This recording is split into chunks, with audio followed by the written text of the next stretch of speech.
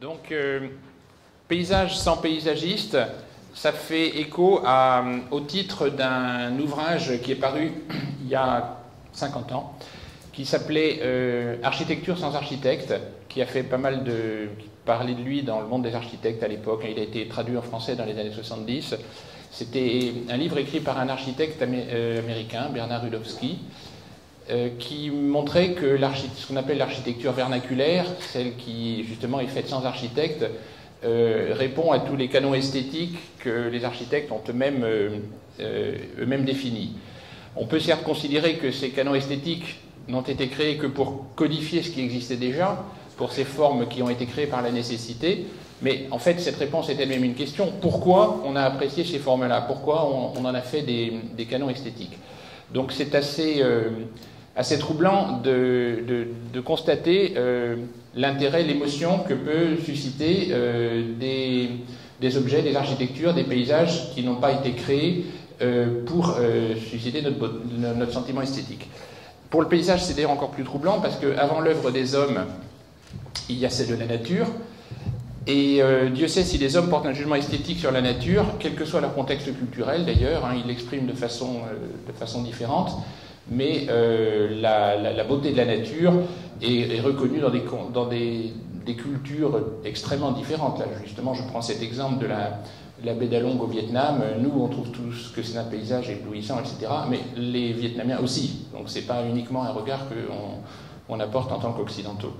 On arrive d'ailleurs à ce que dans la Convention du patrimoine mondial de l'UNESCO, la seule occurrence du mot beauté figure pour les paysages naturels.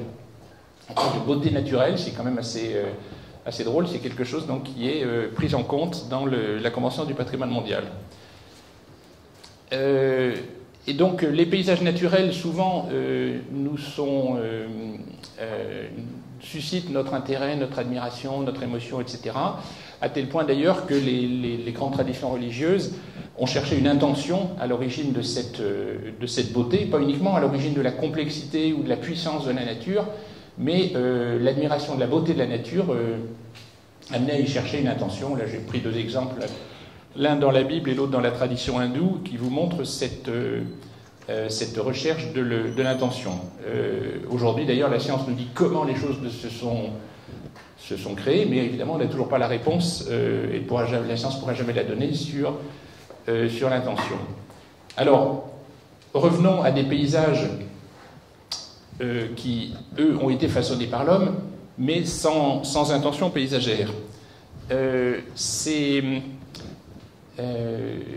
y a une opposition qui est souvent faite justement entre les paysages de la nature et ceux de l'homme, et où justement beaucoup d'auteurs admirent dans les paysages qui sont façonnés par l'homme le fait qu'il y ait tout ce travail, qu'il y ait justement une intention, même si cette intention n'est pas paysagère. Vous voyez cette citation de Xavier de Plagnol, je ne sais pas si on arrive bien à lire, oui c'est bon. Ou bien 100 ans plus tôt, une citation de John Ruskin, qui, devant un paysage du Jura, à mesure, je vous cite, si vous voulez, où sont les endroits, ça c'est l'étoile d'Ancérum dans le Midi, un ancien étang asséché. Donc, on a, voilà, pour une question vraiment pratique de nécessité, on a fait une forme que maintenant on trouve éblouissante. Les paysages de montagne, d'alpage, etc., ça c'est un paysage du Jura, qui paraissent sauvages, en fait, sont des paysages complètement façonnés par l'homme, par l'élevage ici. C'est ce que remarquait donc Ruskin dans cette citation qu'il avait fait justement en regardant un paysage du Jura. On songe aussi aux citations je relisais récemment le texte de Michel Courajou, qui s'appelle « Le paysage, c'est l'endroit où le ciel et la terre se touchent », où il parle justement de son attirance pour le paysage géométrisé, architecturé par l'homme, par opposition au paysage naturel. Mais l'opposition, ou disons la différence qu'on voudrait faire ici, finalement, c'est pas tant entre les paysages naturels d'un côté et les paysages créés par l'activité humaine de l'autre, c'est entre l'ensemble de ces paysages d'un côté, dans la mesure où ils ne procèdent pas d'une intention paysagère, et les paysages qui, eux, sont créés par une intention paysagère. Alors, avant de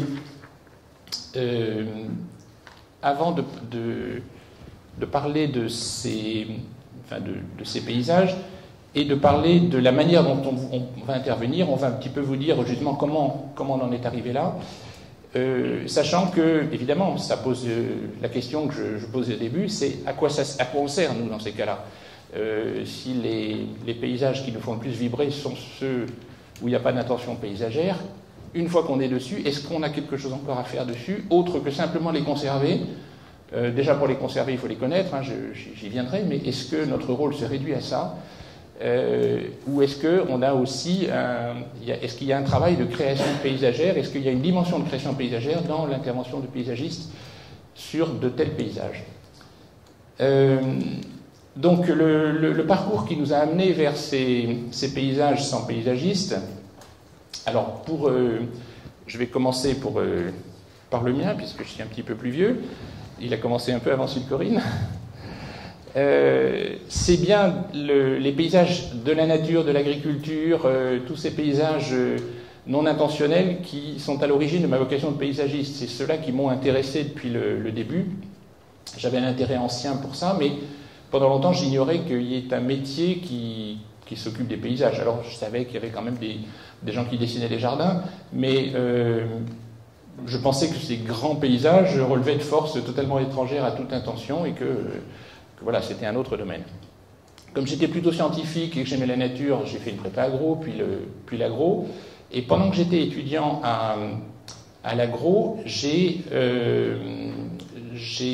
fait la connaissance d'un lieu étrange, à la fois par le bâtiment qu'il abritait et par l'objet de ses recherches, qui s'appelait le CNERP, le Centre national d'études et de recherche du paysage.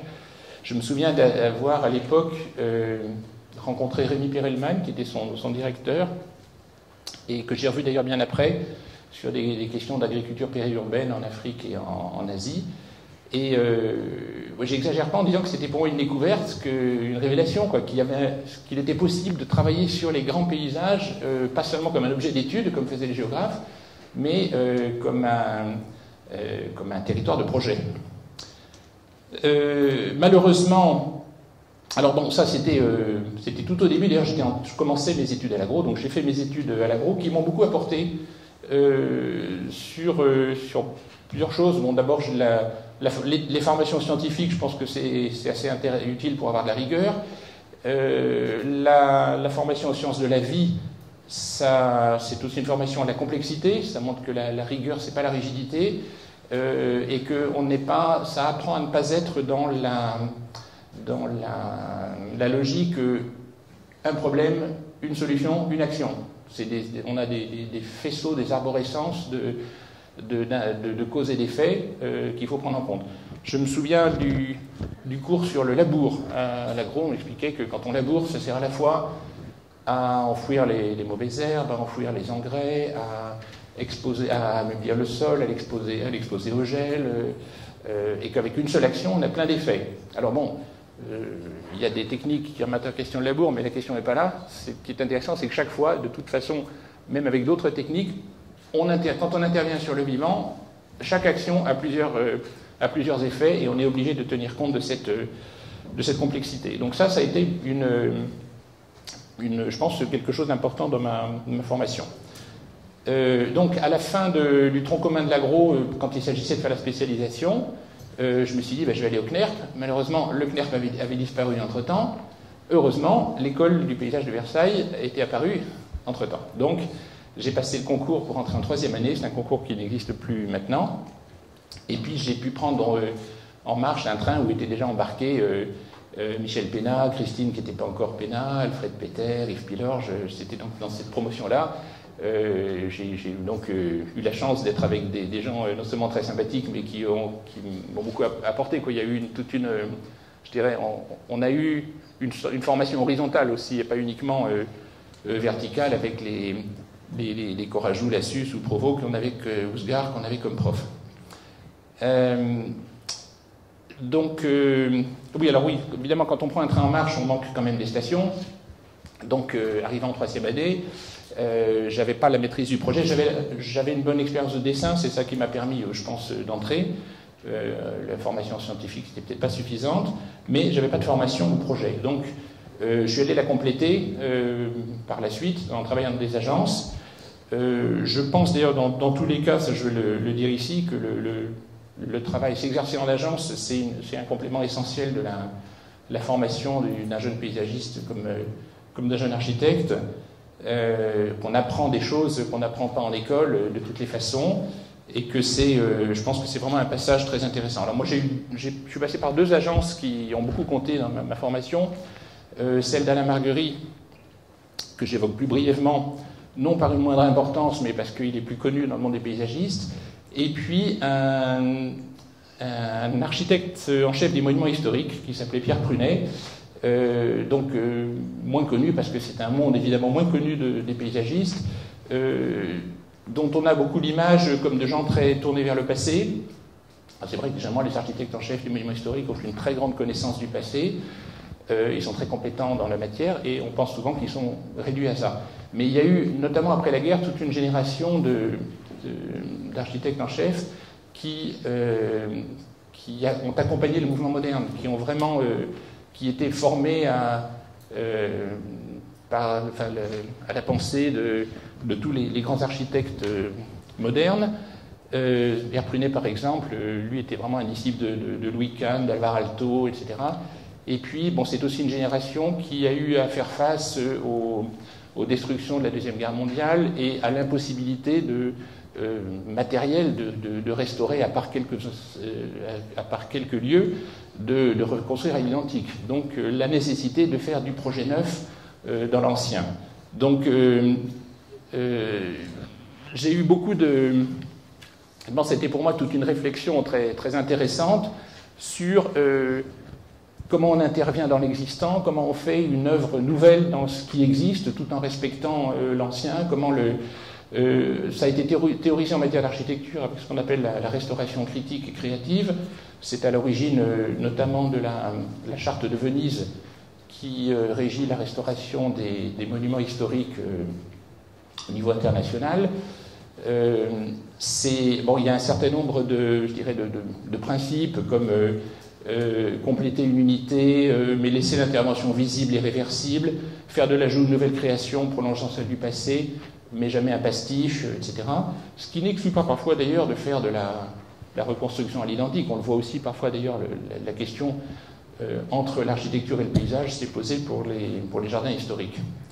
Ce que j'ai aussi beaucoup appris chez lui d'ailleurs, c'est partir d'une connaissance approfondie pour y appuyer le projet. Ça, c'est vraiment une démarche de paysage. Je veux dire, quand on travaille, on est paysagiste, on travaille sur un site, on part d'abord d'une connaissance du site, on apprend à connaître le site avant d'intervenir dessus.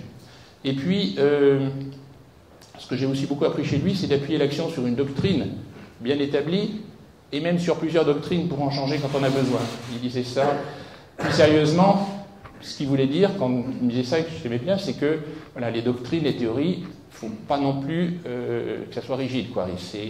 La réalité est toujours plus complexe que les théories, et c'est toujours au cas par cas aussi qu'il faut savoir intervenir.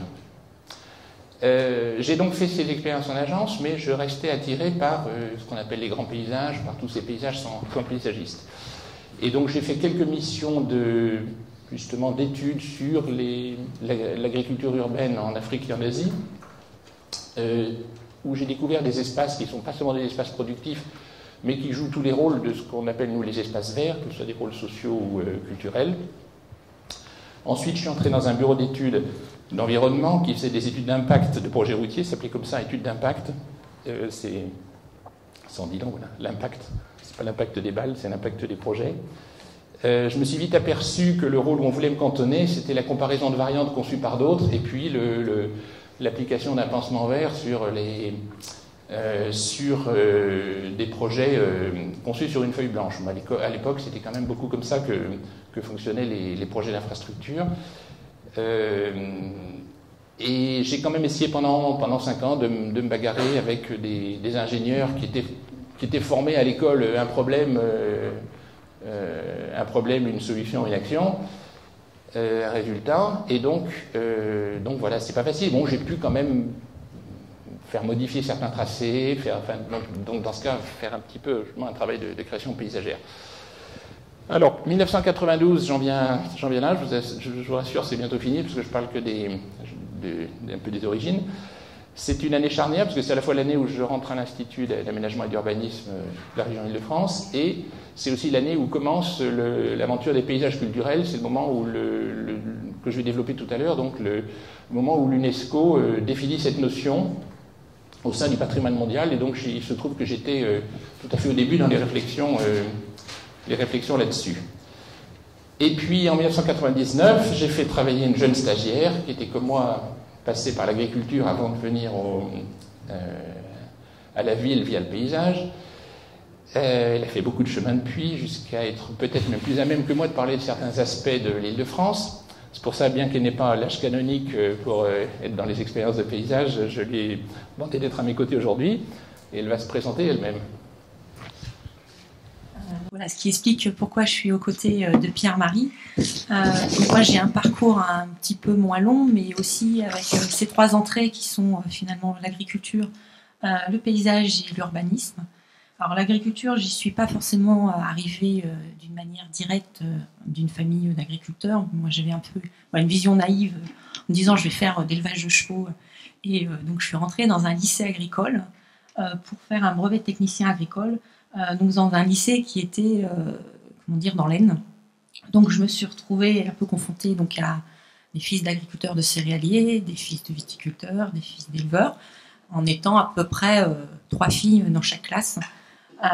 Donc j'ai découvert réellement ce que c'était la polyculture élevage, et je me suis un peu aperçue qu'à mon avis le métier du cheval était peut-être assez compliqué à développer, et donc assez instinctivement je me suis développée plus vers une recherche plus sur un lien avec la nature, et puis j'avais aussi par habitude de dessiner aussi de mon côté, et donc je suis rentrée au lycée horticole de Saint-Germain-en-Laye pour faire un BTS du coup pépinière et jardin espace vert. Donc là, je peux dire que ça s'est un peu plus féminisé, même si on était peut-être à peu près moitié-moitié, voire un petit peu moins de filles. Et ensuite, attends, je perds le fil comme j'ai fait. Merci. Comme on partage nos papiers, on partage tout. Tu ne m'as pas donné mon bon boulot. Si, je l'ai. Donc j'ai fait ensuite après un BTS, on pourrait dire qu'en général on peut travailler sans souci. Donc je suis rentrée dans une entreprise plus d'entretien et d'aménagement d'espaces verts liés à des jardins privés et de jardins de copropriété, qui s'appelait Au service des jardins. Donc là j'étais embauchée comme chef d'équipe. Donc j'avais finalement 3 à 4 ouvriers plus ou moins spécialisés sous mes ordres. Donc là j'étais la première femme à être embauchée à ce poste. Donc sinon on pourrait dire que elles étaient plutôt au niveau du secrétariat ou de la comptabilité dans cette entreprise. Vis-à-vis du chef d'entreprise, moi j'étais plutôt très bien accueillie. Ça a été un petit peu plus compliqué avec les ouvriers sur lesquels que je devais donner des ordres. Mais on a fini par se comprendre et arriver à travailler comme il faut sur le terrain. Malheureusement, des ennuis de santé m'ont pas permis de poursuivre cette expérience. Donc au bout d'1 an, j'ai dû un peu réfléchir à comment j'allais retrouver un chemin sur une carrière professionnelle. Et il se trouve que avec un BTS, je me suis retrouvée coincée de ne pas pouvoir accéder au bureau d'études de paysage, c'est-à-dire de pouvoir finalement faire plutôt du dessin de jardin. Donc j'ai repris mon bâton de pèlerin et je suis retournée dans ce cas dans les études. Et mon dos ayant craqué en plein dans les vacances, grandes vacances, je n'ai pas pu faire le concours de Versailles. Donc je me suis dirigée vers l'École supérieure d'architecture des jardins et du paysage, les Sages. Donc par contre, moi je n'ai pas eu la chance de rentrer en 3e année. Moi je suis repartie dès la première année. donc pour 4 ans. Donc j'ai eu le plaisir de croiser Alain Provost et notamment sa rigueur en nous indiquant voilà, qu'on pouvait toujours faire mieux, de rechercher une autre solution, etc., qu'il ne fallait pas se satisfaire de ses premières esquisses. Donc ça a été parfois rude, mais je pense que voilà, ça permettait aussi de rester tenace et ça je l'en remercie. Et puis aussi Marie Pruvot avec un regard de paysagiste urbaniste qui du coup faisait beaucoup plus du liant. Voilà, et je pense qu'ils étaient comment dire, très complémentaires. Instinctivement, dès les sages, j'étais plus attirée par comment dire, des projets de plus grande échelle. Même mon projet de diplôme était assez multiforme, c'est-à-dire que le projet de jardin en lui-même, certes m'intéressait, mais finalement était un petit peu plus, j'avais une appréhension plus complexe. J'étais moins à l'aise. Donc dès les sages, on avait des cours avec 2 architectes paysagistes qui m'ont fortement marqué et je me suis aperçue qu'il me manquait finalement pour pouvoir réfléchir à l'aménagement du territoire, comment dire, une autre partie d'une formation. Donc c'est comme ça que je suis rentrée à l'Institut d'urbanisme de Paris pour un DESS en urbanisme et gestion des villes. Donc j'avoue qu'en rentrant à l'ESSAGE, je ne pensais pas que je ferais encore 6 ans d'études derrière. Par contre, c'est vrai qu'en entrant, on m'a un peu posé la question de pourquoi faire de l'urbanisme, puisque j'avais un métier, puisque j'étais indiquée comme paysagiste, et que le choix, c'était de ne pas renier. Donc c'était à chaque fois de rester quand même droit dans ses bottes et de dire mon métier, c'est paysagiste. Qu'est-ce que pouvait m'apporter l'urbanisme pour pouvoir répondre aux questions qu'on pourrait me poser. Donc il y a des choses que voilà, je n'ai pas forcément adhéré, puisque voilà, je m'apercevais que même en matière d'urbanisme, on avait un regard pas forcément très pointu sur le spatial, sur la qualité, et donc j'étais bien contente d'avoir cette formation initiale avant. Moi j'ai eu la chance du coup de faire des études assez techniques puisque j'ai finalement découvert l'université très tardivement, juste en DESS. Donc j'ai fait beaucoup de stages dès le bac, puisque j'étais sur un bac technique. J'ai fait donc du coup des stages au Québec. J'avoue que c'était plus pratique au niveau de la langue, soyons honnêtes. C'est là que j'ai découvert aussi l'héritage de l'architecte paysagiste Frédéric Lowe Olmsted, notamment avec toute l'insertion du Mont-Royal à Montréal, et avec une vision sur l'espace que je trouvais qu'on trouvait peu en France à l'époque, entre des liens entre des parties de parc, des cimetières paysagers, la relation qu'il pouvait avoir avec la ville. Ensuite, j'ai fait aussi un stage à l'Agence de l'eau Seine-Normandie sur une étude sur les usages et aménagements dans les champs captants, la vallée de la Maudre. Donc, ce qui permettait de voir comment on pouvait faire le lien en tant que paysagiste avec des techniques liées à l'hydrogéologue, voilà, qui ne sont pas forcément notre domaine, mais comment on peut un peu se confronter à des gens très spécialisés et en rapporter un autre regard.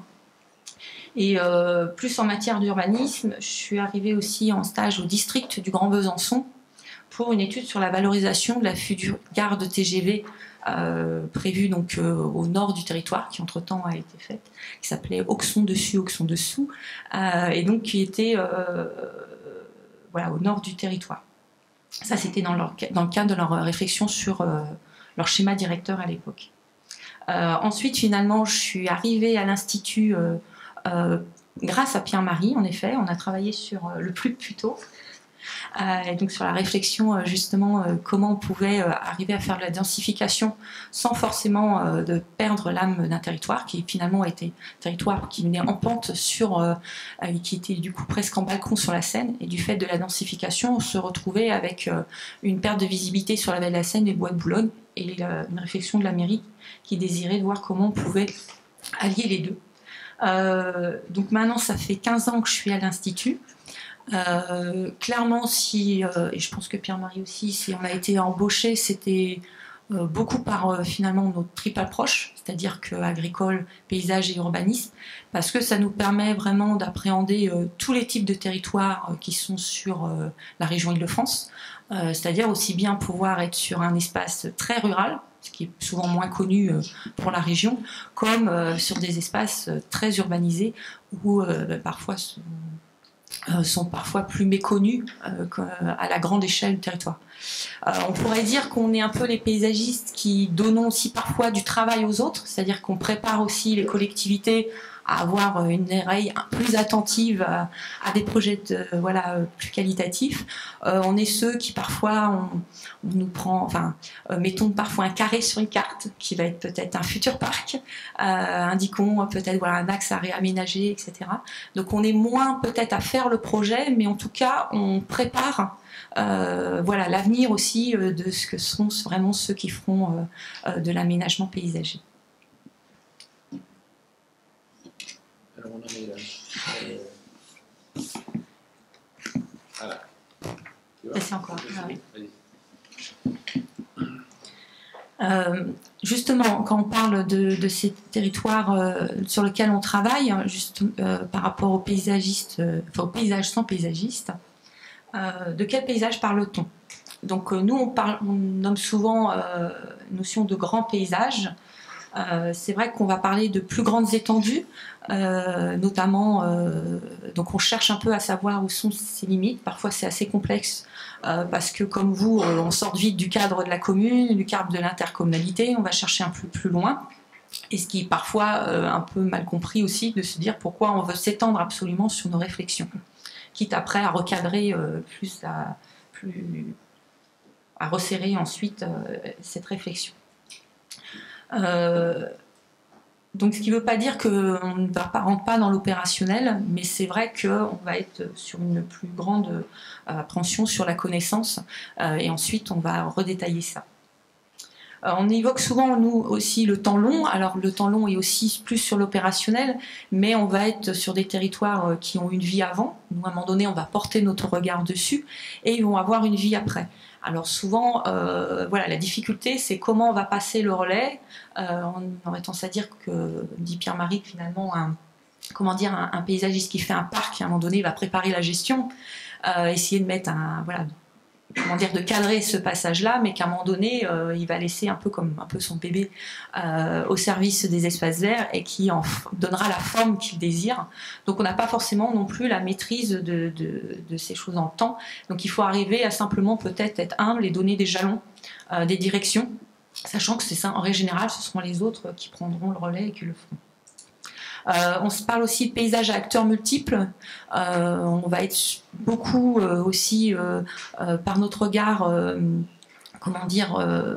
un acteur qui va faire le lien avec tous les acteurs qui sont sur le territoire, à condition qu'on nous ouvre les portes. C'est parfois aussi difficile, c'est pas forcément évident. Alors nous, l'avantage du paysage, c'est que on est assez bon public, disons que les gens n'ont pas une appréhension négative, donc ça nous permet quand même parfois d'ouvrir plus de portes que si on arrive avec la notion l'étiquette politique de la ville ou des choses comme ça qui parfois peuvent être plus bloquantes. Donc on a un regard bienveillant vis-à-vis de nous qui est intéressant du coup de porter. Donc difficulté sur des territoires d'arriver à bien relever tous sont les acteurs. Si on prend l'exemple, on a travaillé sur une étude sur l'insertion paysagère des lignes électriques à l'échelle régionale. On s'est aperçu qu'il y avait des millions qui étaient mis pour effacer certaines lignes en les enfouissant. Sauf qu'il suffisait qu'il y ait la ligne basse tension, le panneau publicitaire, la route mal aménagée. Les gens avaient complètement oublié qu'on avait dépensé une très forte somme pour réduire l'impact de cette ligne électrique. Donc on voit bien qu'on peut avoir une action sur un élément, mais si on n'a pas tous les acteurs autour de la table, notre action est vite limitée. Ensuite, paysage du quotidien, paysage ordinaire, ce qui est beaucoup en écho avec aussi ce que fait Pierre-Marie sur les paysages extraordinaires. Il dit finalement qu'un paysage extraordinaire est aussi un paysage du quotidien, comme par exemple était présenté sur l'affiche de cette conférence, là c'est un paysage agricole qui finalement est cultivé tous les jours par un certain nombre de personnes, et que donc le paysage ordinaire peut être le paysage du quotidien, mais le paysage du quotidien peut être aussi extraordinaire. Et comme dans le paysage ordinaire, parfois on peut trouver à l'intérieur une petite pépite plus extraordinaire. Donc la dichotomie qu'on en fait n'est pas aussi simple que ça. Et donc tout paysage a son intérêt et digne aussi d'être regardé et d'être porté plus loin.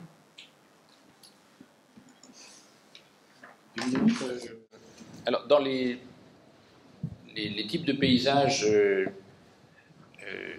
majoritairement sans paysagistes sur lesquels on travaille, il y a après plusieurs catégories, grands types, qui ont été un peu rapidement évoqués d'ailleurs en introduction. Les paysages naturels, alors ceux-là, je passerai relativement rapidement dessus. D'une part, en Île-de-France, il n'y en a pas beaucoup. Ils portent tous une forte action de l'homme. Au niveau mondial, il en reste, même si dans des paysages jugés naturels, il y a presque tout le temps une influence, même parfois ténue, de l'homme. Mais il se trouve que, là j'en parlerai tout à l'heure, dans les paysages naturels du patrimoine mondial, c'est plutôt des spécialistes de la nature qui les abordent, et j'ai pas eu beaucoup à m'en occuper. Évidemment, les paysages ruraux, ça c'est le gros morceau, ne serait-ce qu'en étendue. Hein. Si vous prenez un pays comme le nôtre, la majorité de la surface, c'est du paysage agricole. Ceux qui me connaissent savent que je considère la révolution néolithique comme la charnière de l'histoire de l'humanité. Voilà, l'invention de l'agriculture, ça a tout changé, ça a amené tout ce qui a suivi. Donc, les paysages agricoles, c'est vraiment quelque chose d'essentiel. Bon, ça, les citations que je rappelais de Ruskin, de Plagniol ou de Michel Courajou insistent sur cette importance de la transformation du paysage par l'homme à travers l'agriculture. Ça, on ne le dira jamais assez. Mais il se trouve qu'on est probablement à l'époque d'une deuxième charnière dans l'histoire de l'humanité. C'est toujours difficile de prendre le recul et de savoir ce qu'il en est, mais c'est quand même un fait que c'est à peu près maintenant que la population devient majoritairement urbaine, alors que pendant 10 000 ans, elle était majoritairement rurale. Donc, on est en train d'entrer dans un monde urbain. Et les paysages urbains, évidemment, prennent une importance croissante. Ils seront peut-être pas, je pense que même dans quelques siècles, milliers d'années, on n'aura quand même pas une majorité de la surface qui sera urbanisée. La Terre ne sera pas comme la planète Coruscant là, de Star Wars, une planète entièrement urbanisée. N'empêche que les paysages urbains, c'est quand même ceux maintenant où vivent la majorité des gens et où ils vont vivre de plus en plus nombreux. Et puis il y a aussi, entre les villes, notamment les paysages des infrastructures. Maintenant, les paysages ruraux sont de plus en plus des paysages sillonnés par les infrastructures. Et voilà, du coup, voilà, c'est sur ces paysages que nous intervenons. Alors, on va le décliner à travers deux grands exemples, la planification de l'Île-de-France et les paysages culturels du patrimoine mondial. Donc on va d'abord vous présenter un petit peu, justement avant la planification des paysages d'Île-de-France, dans quel contexte on le fait, et l'institut où nous travaillons. L'Institut d'aménagement et d'urbanisme de la région Île-de-France a été créé en 1960, à l'époque ça s'appelait la région parisienne.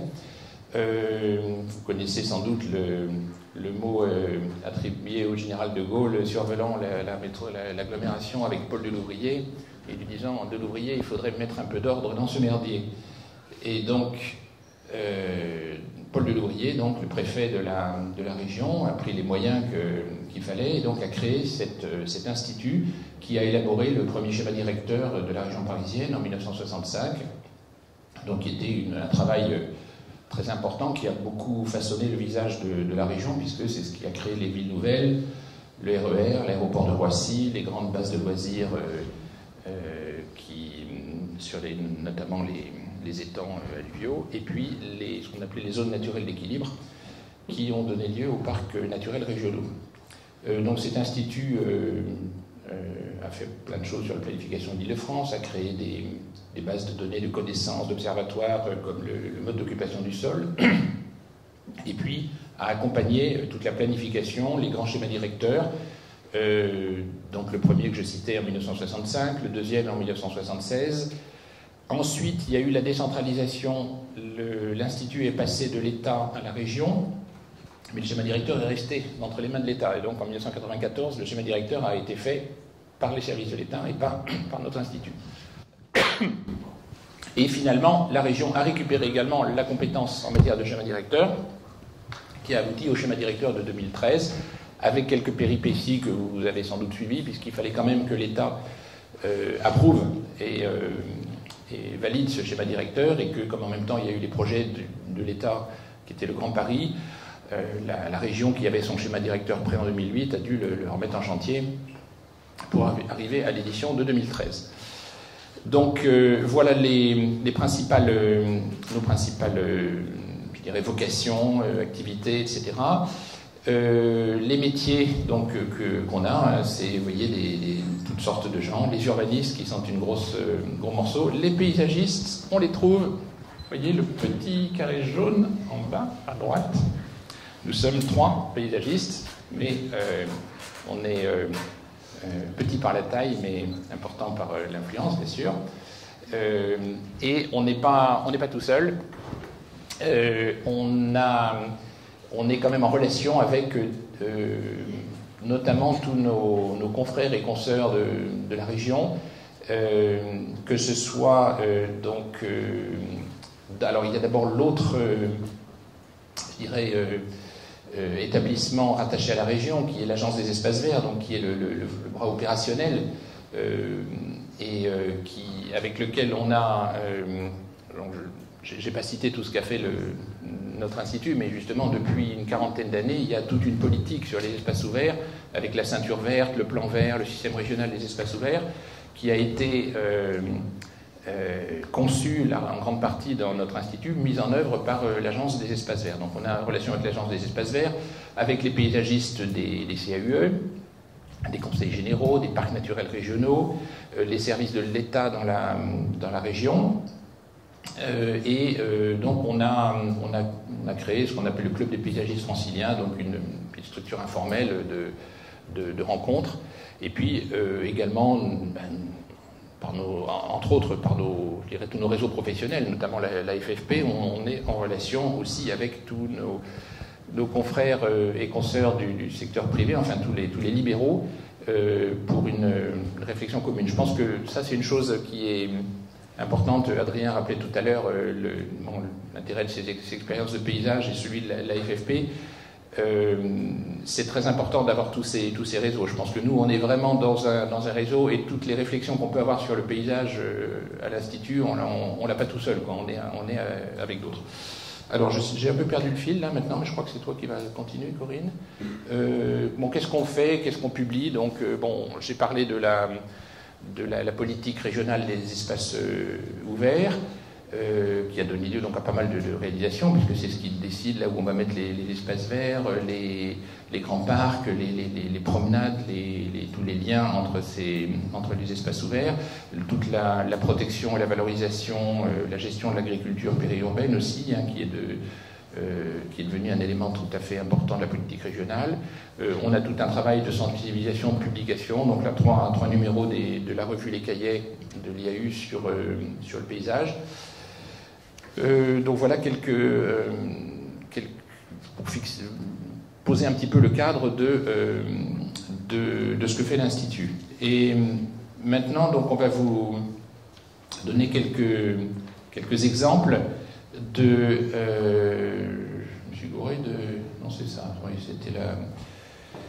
Quelques exemples des actions, des points sur lesquels on intervient, toujours pour essayer de répondre à cette question qui est celle posée au début, que peut faire un paysagiste dans ces paysages de la région, à l'origine sans paysagiste. Donc je repasse la parole à Corinne pour vous développer. Alors je vais mettre une autre...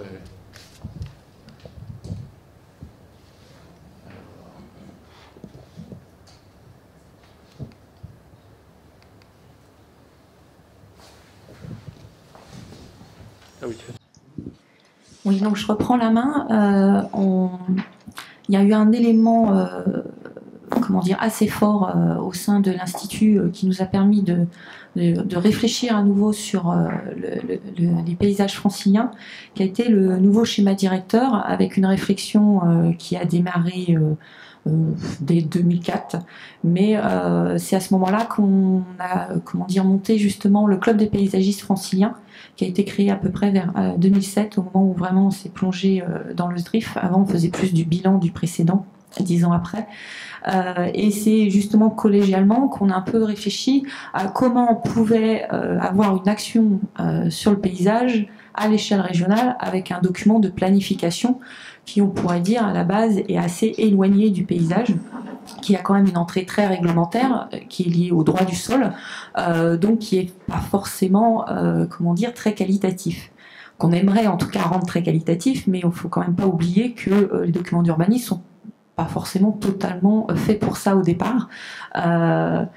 Donc il se trouve qu'après on s'est dit, est-ce qu'on va parler de tout ? Et on a trouvé qu'il était peut-être plus important, plutôt qu'd'essayer d'absolument de toucher à tous les éléments qui sont forts dans le paysage, de voir ceux qui étaient le plus prépondérants à cette échelle régionale et qui étaient importants de pouvoir décliner jusqu'à l'échelle locale. C'est comme ça qu'on est arrivé à 5 clés d'entrée pour un aménagement du territoire, un territoire de qualité. Donc ces 5 clés, le but c'était d'arriver à pas forcément avoir une thématique au niveau du paysage, sachant qu'il ne faut pas oublier que le SDRIF de 94 ne parlait absolument pas de paysage. Le SDRIF intermédiaire qui n'a pas abouti suite 2008, c'était une thématique dans l'environnement. En gros, on avait 2 pages où on parlait de paysage. Et on s'est dit, puisqu'on remet le cœur à l'ouvrage, grâce à l'État et la loi du Grand Paris, on s'est dit, est-ce que c'est pas plus évident, en tout cas pour nous, notre réflexion, d'essayer de distiller du paysage dans toutes les parties du document. Donc le vœu, c'était d'arriver aussi bien de le mettre dans le projet spatial, qui est donc à l'échelle d'un SCOD inclus le PADD, et d'arriver à développer jusqu'aux orientations réglementaires. Et il se trouve qu'on y a plus ou moins réussi, c'est-à-dire qu'on a quand même eu l'écho des élus régionaux qui se sont un peu laissés emmener, parce que c'était pas forcément gagné dès le départ. Donc ces 5 clés, finalement, sont à différentes échelles. On a de grands paysages qui font l'identité de l'Île-de-France. Donc là, on est plutôt sur des éléments assez larges, mais qui font aussi le fondement, et donc on le développera après. Un relief qui donne à voir, à lire, à comprendre. C'est-à-dire qu'on s'était parfois entendu parler que la région était un périplat et qu'il n'y avait pas beaucoup de diversité. Donc on s'aperçoit qu'il y avait parfois des choses un peu à remettre en perspective. Des fronts urbains qui font l'interface ville-campagne et qui doivent être des lignes de dialogue. Donc ça, c'était notamment un vœu de se dire, voilà, on est toujours face à l'étalement urbain et qu'aujourd'hui, il faut qu'on change le paradigme et qu'on fasse bien de la densification. Donc comment on arrive à marquer ces lieux. De grands axes qui structurent le paysage urbain et rural. Donc là, on est bien dans la réflexion paysage et d'infrastructures, mais sachant que les infrastructures ne s'arrêtent pas à la ville, elles traversent tout le territoire, donc c'est ça qui est intéressant. Et ensuite, un bâti, une composition urbaine, on va parler de composition urbaine qui font la forme de la ville et l'ambiance des quartiers. Donc ces 5 clés ont été développées dans le SDRIF avec plus ou moins de, de place, ont été plus ou moins abouties. Alors, le but n'est pas de vous présenter le SDRIF avec toutes ces orientations, mais on va plus développer les 3 points qu'on a, un petit peu plus travaillé aussi, de savoir, une fois qu'on a mis ça dans le SDRIF, qu'est-ce qu'on donne aussi aux collectivités pour les aider à, continuer le fil, parce que c'est pas suffisant de le mettre dans un document et ensuite dire, bon, bah, on vous le donne, vous l'épluchez et vous faites sur le terrain. Donc, pour le premier... Oui, c'est ça. Merci. Donc de grands paysages qui font l'identité de l'Île-de-France. Donc on avait pas mal travaillé sur ce thème-là avant le SDRIF parce que on avait la particularité en Île-de-France d'avoir un territoire qui avait été peu, qui était peu couvert par des atlas de paysages. qui sont à l'échelle départementale. Donc avec la particularité, nous, c'est qu'on a des départements très grands et des départements très petits. Enfin, à l'échelle de la France, parfois ils sont tous très petits, mais en tout cas, quand on voit la Seine-et-Marne et les Hauts-de-Seine, on est vraiment sur des territoires aussi bien très différents sur, comment dire, leur superficie et aussi leurs caractéristiques. Donc c'était de pouvoir avoir une vision à l'échelle régionale et de dire que justement ça faisait une identité. Donc c'est comme ça qu'on a développé un peu une forme d'atlas des paysages à l'échelle régionale, même si le vœu de la région n'était pas faire un atlas régional comme on pu le faire d'autres régions. C'était bien de prendre en compte les atlas existants, donc à l'époque c'était celui des Yvelines et celui de Seine-et-Marne qui venait juste de se finir, et puis de réfléchir à partir de déjà ces documents, comment on pouvait avoir la même réflexion sur l'ensemble du territoire. Donc c'est comme ça qu'on s'est aussi, comment dire, on a pris le moule aussi qu'offrait le ministère, qui est comment dire, la méthode de l'Atlas des paysages, qu'on a essayé de mettre à l'échelle régionale. Donc du coup, on s'est retrouvé avec un document en trois échelles, qui est donc les grands ensembles, qui du coup, eux, vont en dehors de la limite régionale, parce que c'est, comme vous dites, limite administrative n'arrête pas le paysage, les grandes unités, les unités paysagères, les petites unités ou les sous-unités paysagères. Donc sur les grands paysages, donc là on a un peu commencé, comme le territoire est très grand, il faut dire honnêtement, on a commencé d'abord sur le territoire régional et après on a développé notre réflexion à une échelle plus large sur les parties qui étaient en lien. Donc on s'apercevait qu'on avait aussi bien des pays qui parfois s'arrêtaient pratiquement à la limite régionale et d'autres qui, comme la Beauce, vont beaucoup plus loin et qui il serait intéressant d'avoir des réflexions entre deux régions. Donc comme ça, on a décliné. Donc on voit là finalement ce qui est une base maintenant, une base de données SIG, un peu les planches qu'on avait fait à la main. Donc c'est aussi intéressant de dire entre le jeu travail à la main, travail SIG, qu'on peut jouer entre les deux, hein, que parfois on se sent plus à l'aise de dessiner même à grande échelle. Donc là on voit les trois échelles. Ça c'est la plus petite échelle et donc on avait développé un élément qui donnait un peu une occupation du sol dominante. Et puis, d'un autre côté, justement, tout un jeu sur les reliefs dominants, ce qui montre bien que, du coup, l'Île-de-France n'est pas si plane que ça, même si c'est un pays de plateau, hein, qui est certes entaillé par plein de petites vallées. Et donc, du coup, on a des reliefs, mais qui sont beaucoup liés à des nuances. Donc on ne va pas se retrouver à Grenoble avec les Alpes, mais c'est toutes ces petites nuances qui vont faire la qualité et l'identité de beaucoup de lieux et qui font que parfois c'est difficile aussi de les prendre en compte parce qu'ils n'ont pas une dimension qui prend le dessus ou en tout cas on dit oui ils sont là. Donc c'est voilà, je pense que on a des territoires où on a des éléments de relief qui sont plus marquants et donc j'en ai tendance à dire que c'est plus difficile de passer à côté ou de les effacer. De là, finalement, en imbriquant l'occupation du sol avec le relief, on a fait finalement un mix d'une typologie d'unité paysagère qui croise les deux et qui peut permettre notamment de faire ressortir l'agglomération parce qu'elle est là et qu'on ne peut pas à un moment donné l'effacer, et des parties plus rurales et de montrer aussi qu'est-ce qui était sur plateau, qu'est-ce qui était dans les vallées. Donc on a un peu les pleins, les creux, aussi bien en termes de relief que, on pourrait dire aussi en termes d'urbain. On pourrait dire que c'est un peu plus un paysage plein qu'un paysage rural. Ensuite, à l'échelle du SDRIF, qu'est-ce qu'on a fait de ces unités paysagères? Certes, on les a mis dans le document comme, on pourrait dire, un objet de connaissance, mais de cet objet de connaissance n'était pas suffisant.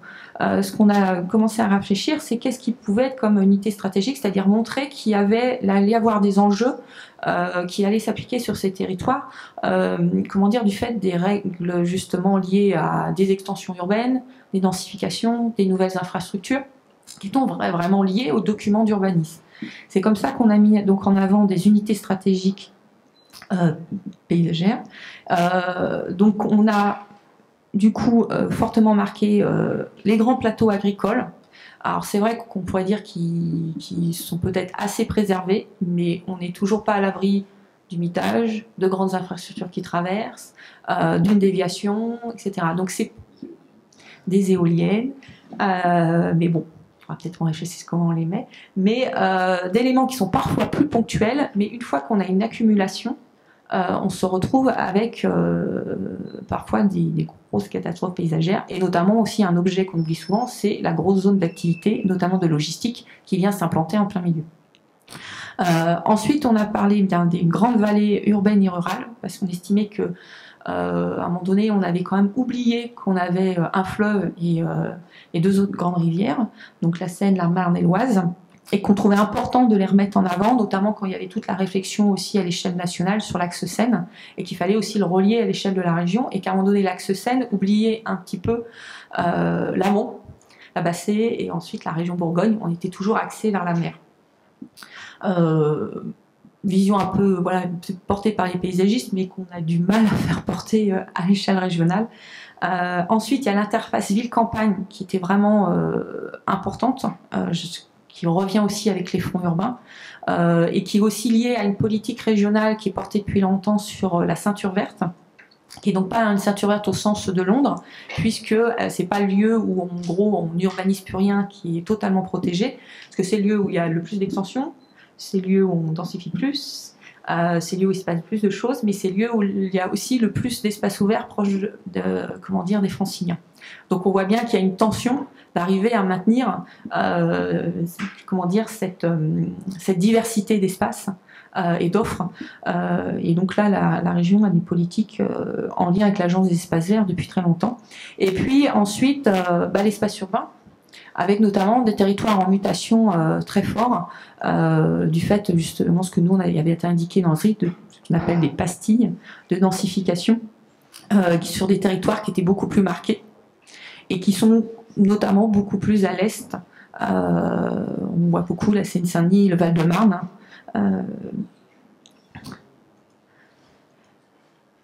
Et donc, du coup, cette carte-là, qui est encore plus petite dans le document, ce qui est intéressant, c'est qu'elle n'est pas une carte thématique, elle est bien dans le projet spatial, et donc arrive assez tôt dans le document et marque quand même une prise en compte forte. L'autre thématique qu'on trouvait important, c'était donc le relief, qui du coup est en lien avec ce que je vous explique précédemment, mais du coup là on va rentrer dans une plus petite échelle, comment on va jouer plus localement sur ces éléments-là.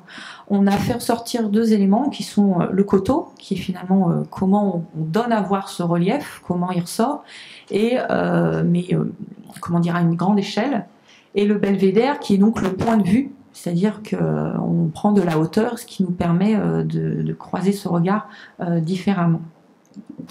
Donc là, par exemple, on a une vue depuis la terrasse de Saint-Germain-en-Laye. Donc la particularité dans le SDRIF, c'est qu'on a finalement réussi à avoir une règle très précise, mais on n'a pas réussi à pouvoir mettre une carte. Nous, en tant que paysagiste, on aurait bien aimé situer les choses, parce qu'il y a beaucoup de documents, et à un moment donné, on s'est dit, c'est pas grave, il y a des cas où on a une règle très prescriptive et on peut s'appuyer dessus. Ce cas-là, et par exemple les unités paysagères, où on a quelque chose au niveau du PADD qui est quand même moins précis, qui est plutôt une prise en compte. Donc on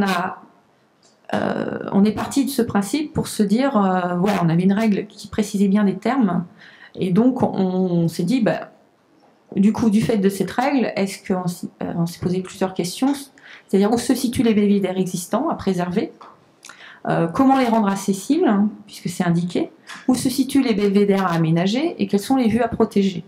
Puisque tous ces éléments-là, c'est nous qui avons un peu essayé de les mettre dedans, étaient indiqués, et on s'est dit, c'est pas grave, même si on ne met pas les éléments dans le document, on peut ensuite travailler pour donner des éléments qui pourront être repris plus localement.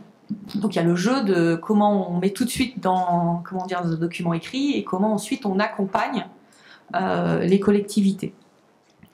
Dans le sens où en matière d'aménagement, c'est pas forcément, tout n'est pas perdu quand on n'a pas pu tout écrire. Après, c'est juste un travail du quotidien pour arriver à faire passer les messages.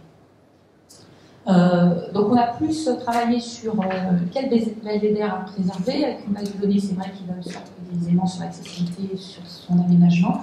C'est comme ça qu'il y a eu il y avait déjà un premier repérage dans un cahier On l'a repris et retravaillé. Donc on n'a par exemple pas autant travaillé qu'on voulait la Seine-et-Marne, et donc on a profité des travaux sur la métropole pour remettre ces éléments en avant. Et donc, alors là je suis désolée, on voit tout petit la légende, mais par exemple cette légende indique les belvédères mis en valeur, les belvédères non aménagés, et puis les belvédères sur les axes routiers. Donc parce que le jeu était de regarder les belvédères finalement sur axe routier où on ne peut pas s'arrêter, mais on a des vues très larges qui sont quand même à préserver.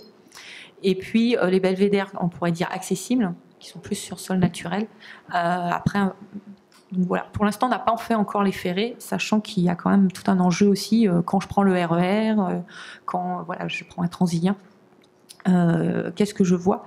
Et pourquoi aussi ce travail-là? Parce que du fait de la densification, on s'aperçoit qu'on peut avoir des vues très intéressantes qui sont occultées. On a fait du terrain et on s'est aperçu, par exemple, depuis le Stade de France, à un moment donné, on avait une superbe vue sur la cathédrale de Saint-Denis. Aujourd'hui, un bâtiment a simplement un étage en trop. Elle ne se voit quasiment plus. Donc voilà, il suffit pas grand-chose parfois pour masquer une vue. Ensuite, c'était l'autre objet sur lequel on travaillait, c'était quelle vue à protéger. Parce qu'en gros, on préserve un lieu, le but c'est de l'aménager, de permettre aux gens qui y accèdent. Mais ensuite, si on veut voir quelque chose, le cas de la cathédrale Saint-Denis, ça veut dire qu'il y a des territoires sur lesquels il faut qu'on réfléchisse aux hauteurs de bâtiments, quelle forme ils ont, est-ce qu'ils sont plus ou moins transparents, etc. Sachant que ce champ de vision, aujourd'hui on cherche un peu comment on fait, parce que notre œil est quand même très bien fait, c'est-à-dire qu'en fonction de où on est, à quelle hauteur, on ne voit pas la même chose. Donc quand on fait le travail SIG, qui est quand même un peu plus basique et très, plus sur le calcul, il ne fait pas autant ces différences. Donc on voit bien qu'en fonction, si on voit de près, on va voir des éléments très précisément, et plus on voit loin, et plus ces éléments ont du relief, plus ils seront repérés par notre œil. Donc ce jeu-là, on a essayé de le travailler, sous forme SIG. Donc là, c'était par exemple Pierre-Marie qui avait fait un essai simplement avec une lumière sur la carte IGN en relief. En mettant simplement une source de lumière sur le côté, on voit bien que voilà, tous les éléments ne sont pas vus de la même manière et qu'on voit plus ou moins loin si on a un relief plus près qui vient bloquer la vue. Donc là, par exemple, le premier, c'est depuis le parc des Guignans à Bagnolet, donc vue vers l'ouest. La butte d'Orgemont, qui est donc plus au nord, mais on regarde vers le sud. Et puis la terrasse de Saint-Cloud, on regarde vers l'ouest, vers l'est. L'éclairement simule assez bien, correspond assez bien à ce qu'on voit, puisque les parties qui sont le plus éclairées par une source lumineuse sont celles qui occupent le plus de place dans le champ visuel, c'est-à-dire qu'elles soient plus proches, ou bien qu'elles soient vues avec une incidence plus forte, c'est-à-dire qu'à distance égale, un versant sera plus vu qu'une plaine, parce qu'il est vu en face. Et ça, on le voit très bien. Ce qu'on voit du parc des Guilans, par exemple, toute la plaine de la Seine à l'aval de Paris est quasiment invisible parce qu'elle est dans l'ombre. Par contre, le coteau qui est derrière, lui, se voit. Donc du coup, avec les essais qu'on a fait pour ces champs de vision, aujourd'hui, on n'arrive pas forcément à réguler finalement cette vue plus ou moins loin. Aujourd'hui, on arrive plutôt à une notion d'accumulation de points de vue, c'est-à-dire qu'on voit ceux qui sont, le plus sensibles à la vue. Donc là, c'est un cas un peu typique justement de la boucle de la Seine, dans les Hauts-de-Seine.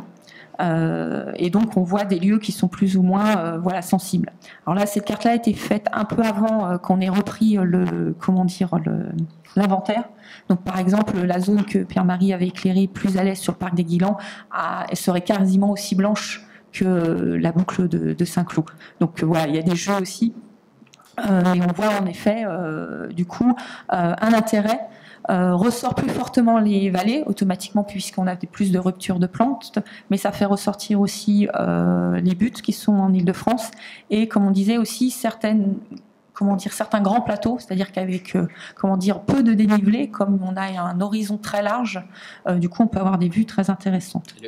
Juste, la carte ici montre en fait c'est pour la lire, la zone ce qui est clair, c'est donc l'ensemble du champ de vision de chacun des belvédères, et quand on a plusieurs belvédères qui voient le même champ, la zone apparaît en plus clair, les lumières se superposent. Ensuite, l'autre élément, c'était les coteaux. Donc là, c'est justement pour montrer deux photos, une dans l'espace rural et une plus dans un espace urbain, où on voit bien que les coteaux du coup plus boisés, puisque c'est ceux-là qui ont été plus repérés dans le SDRIF, enfin interpellés dans une règle, pour les protéger, parce que du fait de l'urbanisation qui a souvent une couleur beaucoup plus claire, ça me permet de marquer vraiment les lignes d'horizon et de montrer comment se structure la région. Et qui est aussi un point de repère pour les gens, la façon qu'ils se situent dans la ville. Le problème de la ville, c'est qu'à un moment donné, quand on se retrouve avec des rues canyonnes et aucun élément qui permet de se repérer, parfois, comment dire, quand on sort de son quartier, ça devient un peu difficile. Il se trouve que quand comment dire, les gens pratiquent leur quartier de manière un peu plus large, ils arrivent à un moment donné à repérer le Mont Valérien, voilà, des éléments qui sont le coteau de Saint-Cloud ou vers l'est, comment dire, alors ils vont plus parler du parc des Guilands, mais du coup ces lignes de crête où ils vont repérer automatiquement la tour de Romainvilliers qui est juste au-dessus d'une butte, et donc cette tour de Romainvilliers notamment elle ressort fortement parce qu'elle est sur une partie boisée. Donc voilà, parce qu'on s'était aperçu que la ville a une tendance à effacer ces éléments de géographie, qu'en règle générale, la partie boisée fait mieux ressortir. Après, on s'est retrouvé voilà, avec des difficultés entre la densification, la préservation. On ne dit pas qu'il ne faut pas préserver ceux qui sont déjà urbanisés, mais toute la difficulté aujourd'hui d'arriver, c'est pas garder des éléments naturels pour l'élément naturel, mais d'arriver à garder justement une topographie qui fait qu'on n'est pas au même endroit dans la région, face à l'élément de densification. Et nous, en règle générale, on nous amène toujours en disant « oui, mais j'ai mes 70 000 logements par an à faire, il va bien falloir que je les mette quelque part ». Donc on voit toujours un jeu assez compliqué dans l'espace urbain aujourd'hui. Voilà, quand il y a de la place, c'est plus facile d'essayer de le faire là où c'est pas urbanisé. Donc là, vous avez bêtement la forêt, et puis à vue depuis Cergy. Et donc il y avait eu une carte précédente qu'on n'a pas refait depuis en 1997. Ce serait intéressant de voir l'évolution sur voilà, comment était, quelle occupation du sol il y avait sur ces coteaux. Ensuite, on a donc le 3 éléments qu'on va développer, qui sont des fronts urbains interface ville-campagne. Le terme de front urbain, on l'avait mis assez instinctivement, parce que notre idée, c'était une vision assez frontale, mais c'est en gros plutôt stop à l'étalement urbain. On se trouve que dès 1976, il y avait des indications de front urbain dans le SDORIF, qui n'avait pas été repris dans le SDRIF de 1994, qui était sur un système de zone pyjama et de zone carroyée pour ceux qui savent ce qu'il y avait dans ce schéma. Mais en gros, il y avait des choses qui étaient totalement urbanisables, d'autres partiellement, donc on ne savait plus où était la limite, censée être la limite de la ville, et parfois ça avait été assez catastrophique, parce que finalement, il y en avait beaucoup qui avaient tout pris en se disant que c'était beaucoup plus simple. Il n'y avait pas une limite claire. Donc là, l'idée, c'était de se dire, est-ce qu'il y a des endroits, il ne faut pas indiquer une limite claire et de dire, en gros, un gros stop. Après, quand on a décidé de décliner sous forme d'un carnet pratique cette réflexion, on s'est aperçu que ce n'était pas si simple que ça. Donc par exemple, dans le SDRIF, a été quand même marqué dès le projet spatial les limites de la ceinture verte, sachant que la plupart des fronts urbains sont sur ce territoire-là, et des limites à l'urbanisation, parce que maintenant, on pourrait dire qu'il y a comme un écho, notamment dans les grandes vallées. Donc on voit un peu une espèce de spirale avec ces petits traits qui sont schématisés. Mais de cette schématisation, il y a eu aussi des éléments forts qui ont été cartographiés dans la carte générale des différentes parties du territoire. Désolée pour le nom barbare. Avec un vœu du coup de bien marquer ces limites, donc soit sur des lignes de rupture géographique, qui soient naturelles ou artificielles. Donc là, le cas, c'est sur Plaisir Clé-sous-Bois, c'est que la limite est sur une voie ferrée, On voit que ça s'est un petit peu dépassé, mais c'était de dire ça serait intéressant de marquer. Et sur Brétigny-sur-Orge, on voit qu'on s'adosse à des choses plus naturelles, comme des parcs, des buttes boisées, et puis, des zones qui vont être à urbaniser, qui donneront des nouveaux fronts.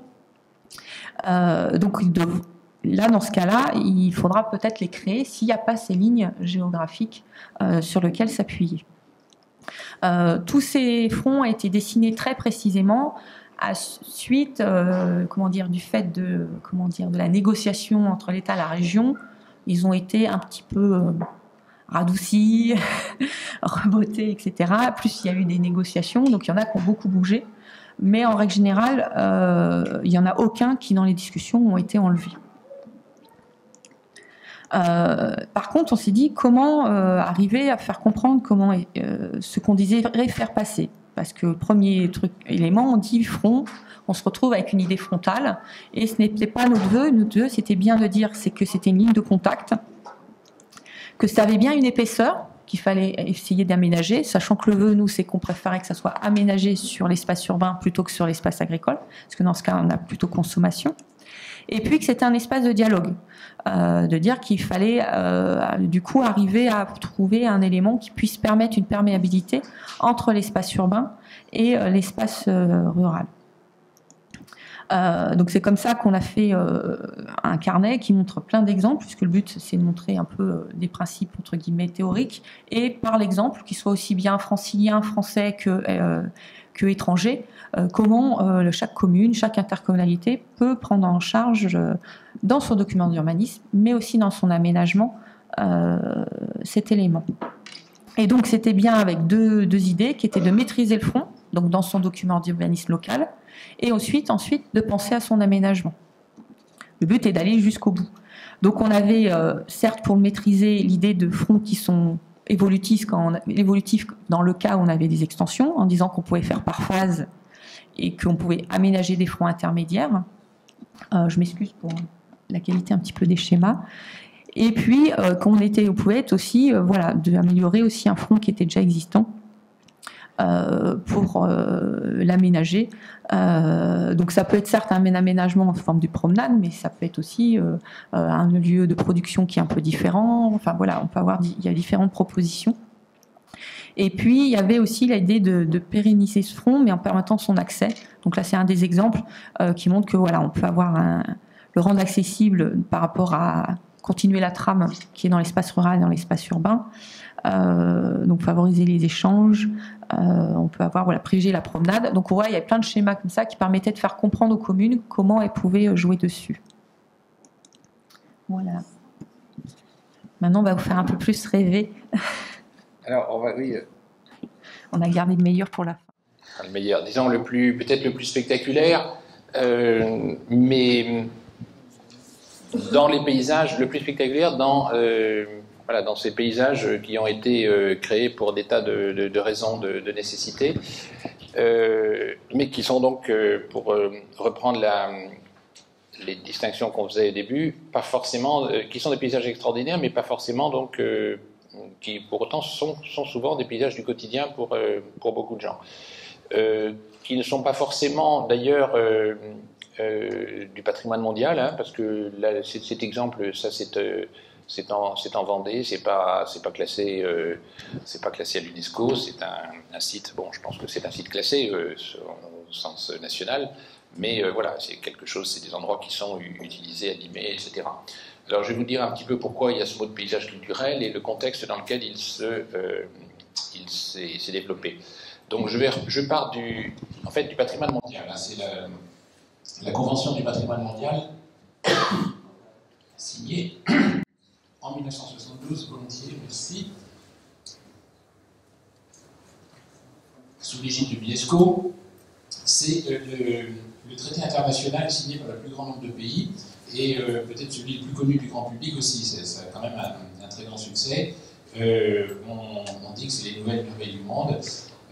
Pour ça que j'ai mis évidemment le plus emblématique, les pyramides, qui était l'une des 7 merveilles du monde, qui à l'époque d'Hérodote était déjà la plus ancienne des 7 merveilles du monde, et c'est la seule qui nous soit restée.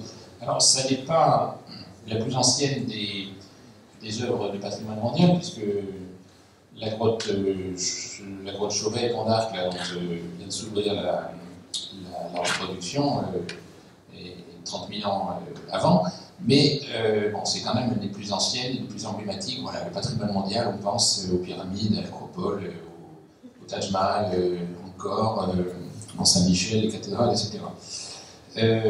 Donc c'est, selon l'esprit de la Convention, un ensemble de biens. Alors là, j'ai cité des biens culturels, des créations humaines. Il y avait aussi dès le début des biens naturels. Il y avait les îles Galapagos, les glaciers, le parc des glaciers d'Argentine, les barrières de corail, etc. Avec l'idée que ces biens, d'ailleurs, c'est dit comme c'est un patrimoine, donc c'est des biens, c'est des properties en anglais, qui sont la propriété de l'humanité tout entière. En disant le sort de ces lieux est un enjeu pour l'humanité. S'ils sont perdus, c'est une perte pour l'humanité tout entière. La prise de conscience avait commencé, on dit souvent, la date charnière, c'est quand on a fait le barrage d'Assouan dans les années 60 en Égypte, les temples d'Abou Simbel étaient menacés par ce barrage, et donc l'UNESCO a financé toute une campagne pour déplacer ces temples, pour pouvoir les préserver. Et à cette occasion, on dit oui, c'est vraiment quelque chose qui, l'UNESCO, l'ensemble des pays du monde se mobilisent parce que c'est quelque chose qui n'est pas un bien que pour l'Égypte, mais pour le monde entier. Voilà, c'est ce qui a donné lieu notamment à la Convention du patrimoine mondial. On parle aussi souvent de patrimoine de l'humanité, c'est un terme qui n'est pas clair officiel, hein, c'est pas dans la Convention, mais qui dit bien ce que ça veut dire justement. C'est un patrimoine pour l'humanité tout entière. Même si, pour des raisons politiques, il n'y a pas de gouvernement mondial, c'est juste un accord entre les pays, c'est chaque fois géré par un pays. Le patrimoine mondial se base sur une notion qui s'appelle valeur universelle exceptionnelle. C'est un terme étrange, parce qu'il n'y a pas d'article, hein, c'est pas universel d'un côté, exceptionnel de l'autre, c'est vraiment intimement lié, et c'est expliqué ce terme dans la Convention, en disant c'est justement une valeur tellement exceptionnelle qu'elle est universelle.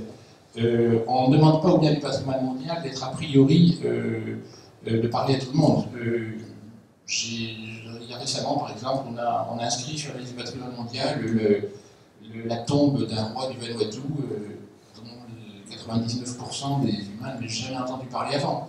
Donc il n'y a pas besoin qu'il y ait une renommée, une notoriété mondiale pour qu'un bien soit considéré comme de valeur mondiale. C'est parce qu'on considère que, même dans son contexte culturel, il a une importance exceptionnelle qui mérite d'être préservé pour l'humanité entière. Alors après, il y a des différentes notions qui sont convoquées également pour définir qu'un bien est au patrimoine mondial. Il doit non seulement avoir des valeurs universelles exceptionnelles, mais respecter des critères d'intégrité. Il faut qu'il en reste suffisamment. Évidemment, il y a des biens qui ont été trop altérés, malheureusement, il ne reste plus grand-chose. Et l'authenticité aussi, qui peut se poser, notamment quand il y a des restaurations. La question, par exemple, s'est posée pour le centre de Varsovie, qui était entièrement... Je vous parlais tout à l'heure des reconstructions après la Seconde Guerre mondiale. La plupart, dans beaucoup de cas, on a refait des choses complètement nouvelles, comme au Havre, où on a mélangé l'ancien et le nouveau. Il y a quelques cas où on a refait un identique, donc Varsovie, par exemple.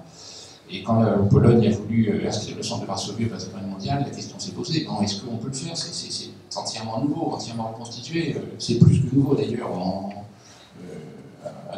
par excès, pas forcément excès, mais dans le zèle reconstructeur, on a construit à Varsovie des choses qui n'avaient jamais été construites avant, qui étaient sur plan du 18e, on en a profité pour faire des choses qui n'existaient pas avant. Donc est-ce que c'est authentique? Il y a eu beaucoup de discussions, finalement on a dit, c'est quand même une reconstruction bien documentée, qui témoigne de ce qu'il y avait avant, qui a aussi une valeur en tant que reconstruction, etc. Donc, question de la reconstruction.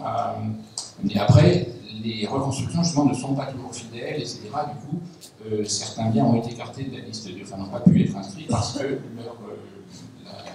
les restaurations n'étaient pas considérées comme suffisamment authentiques.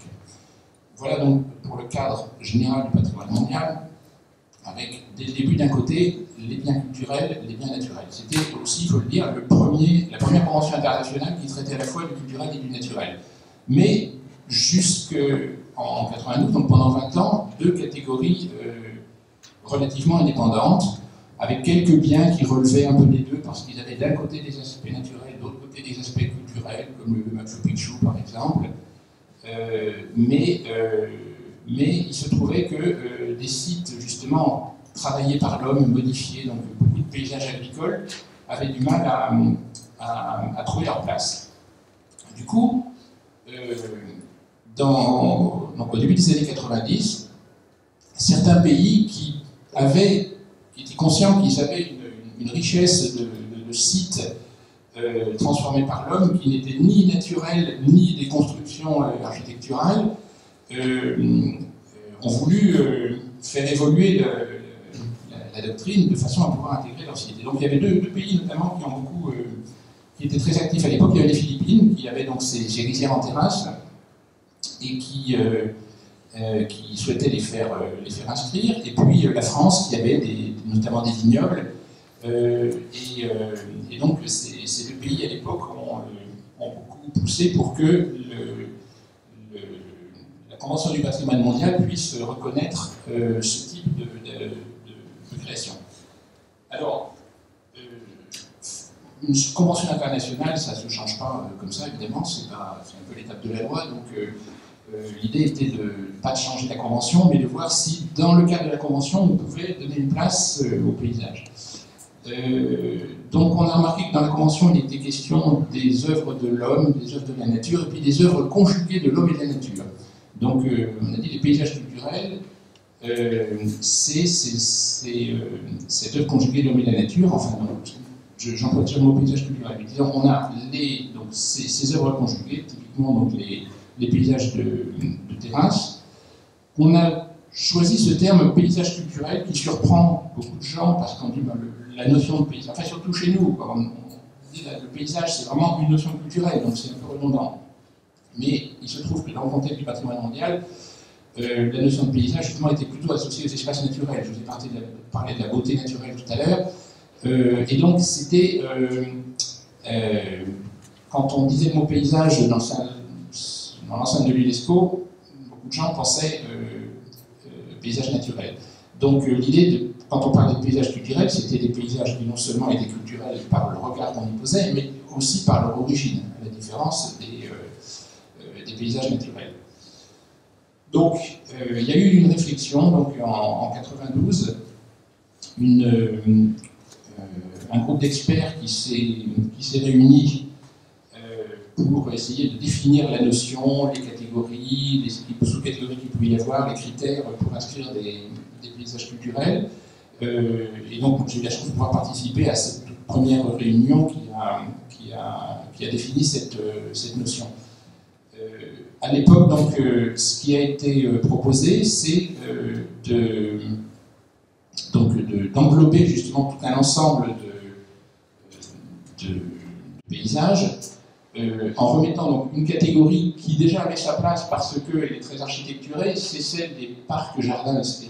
Le parc de Versailles, par exemple, était déjà inscrit en même temps que le château en tant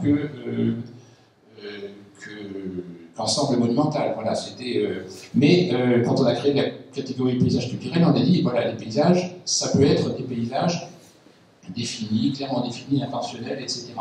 Donc là, on est dans une catégorie justement qui n'est pas celle dont je voulais essentiellement parler aujourd'hui, puisque c'est bien des endroits où il y a une intention paysagère. Mais évidemment, on ne peut pas les passer sous silence, c'est quand même une pièce essentielle du dispositif. Alors la deuxième catégorie, j'en viens là parce que c'est celle peut-être qui nous intéresse le plus, c'est celle qu'on a appelée paysage évolutif. Même les textes d'accompagnement de la Convention du patrimoine mondial disent organiquement, intrinsèquement évolutif, ce qui est quand même assez intéressant, parce que on reconnaît que c'est des paysages qui ont évolué au cours du temps. Ils ne se sont pas faits du jour au lendemain, ils ont répondu à des nécessités. Donc pour beaucoup, c'est des paysages agricoles. Là, évidemment, je montre encore une fois avec les terrasses des Philippines les plus spectaculaires. Mais ça peut être des paysages de toutes sortes. Je vais vous montrer après des paysages qui sont moins spectaculaires visuellement, mais qui ont leur place au patrimoine mondial parce qu'ils témoignent de toute une relation de l'homme et de la nature. Cette catégorie paysage évolutif est quand même assez intéressante parce qu'à partir du moment où on admet comme patrimoine quelque chose qui est évolutif, on se sent bien, enfin c'est un peu un oxymore, un patrimoine évolutif, on se sent bien qu'on est dans l'instabilité et qu'on ne va plus pouvoir faire comme on disait précédemment. Déjà, après, avec l'architecture, les reconstructions, beaucoup de questions se posent sur la préservation d'un patrimoine et on voit qu'on ne peut pas préserver des choses en les figeant. A fortiori, dans un paysage qui a évolué, qui s'est adapté pour répondre à des nécessités, il s'agit donc de préserver, de conserver quelque chose qui change. Donc, la question qu'on se posait, qu'est-ce qui doit changer, qu'est-ce qui peut changer, qu'est-ce qui doit rester pareil. Dans ces paysages évolutifs, on avait proposé deux catégories, parce que dans certains paysages, l'évolution s'est arrêtée à un moment donné, et c'est plus facile, on peut dire, c'est comme les sites archéologiques, hein, ils sont figés dans un état. Les vignobles de l'île de Pico, par exemple, dans les Açores, pour s'adapter à un climat très, très rude, donc les vignes étaient dans des petits enclos de pierre qu'on appelait les courailles. Et donc, voilà, ça c'est devenu un paysage fossile. Alors, on a beaucoup de paysages où on a une partie paysage fossile et une partie qui est vivante. Ce qui complique les choses, c'est que ce n'est pas toujours irréversible, heureusement. Cet exemple de Pico montre qu'on a reconquis dans certains endroits des parcelles en vigne et que le paysage fossile est redevenu un paysage vivant.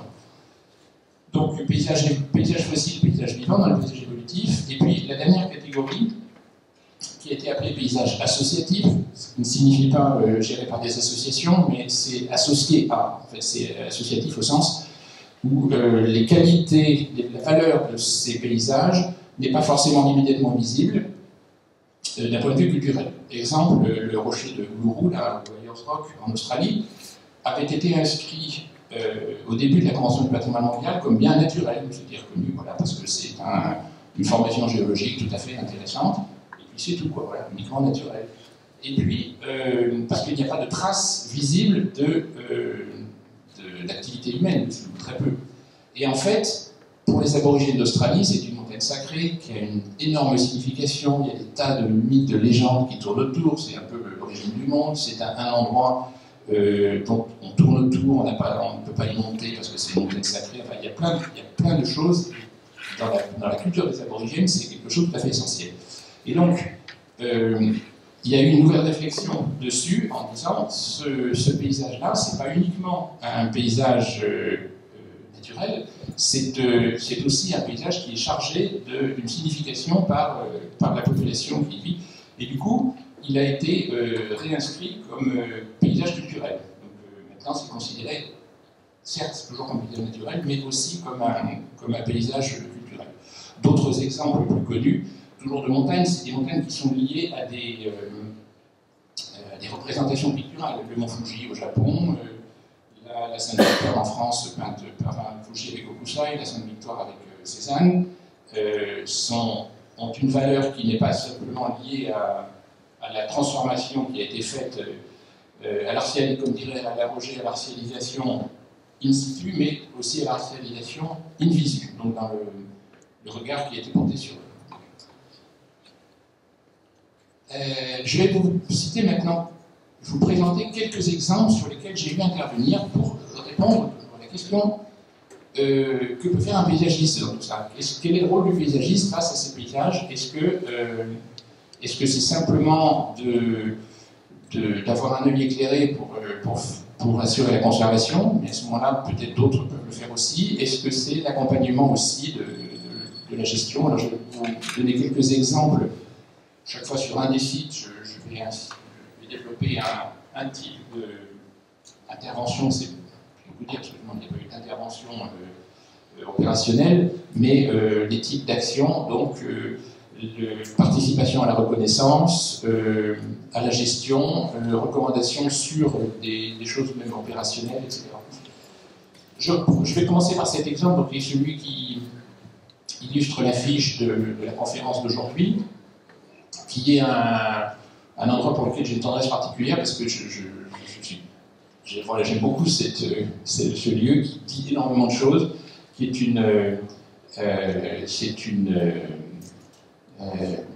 comment dire, ça témoigne de beaucoup de choses et ça donne à lire, à comprendre aussi beaucoup.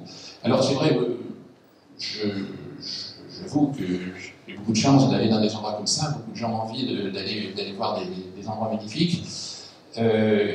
Et parfois dire c'est pas très difficile de juger si c'est dit du patrimoine mondial, mais parfois on arrive, on voit un endroit, on dit ah ouais d'accord, là ok, c'est parfois même assez vite vu, quoi. On doit faire des recherches supplémentaires pour comprendre, il y a parfois des choses qui sautent aux yeux.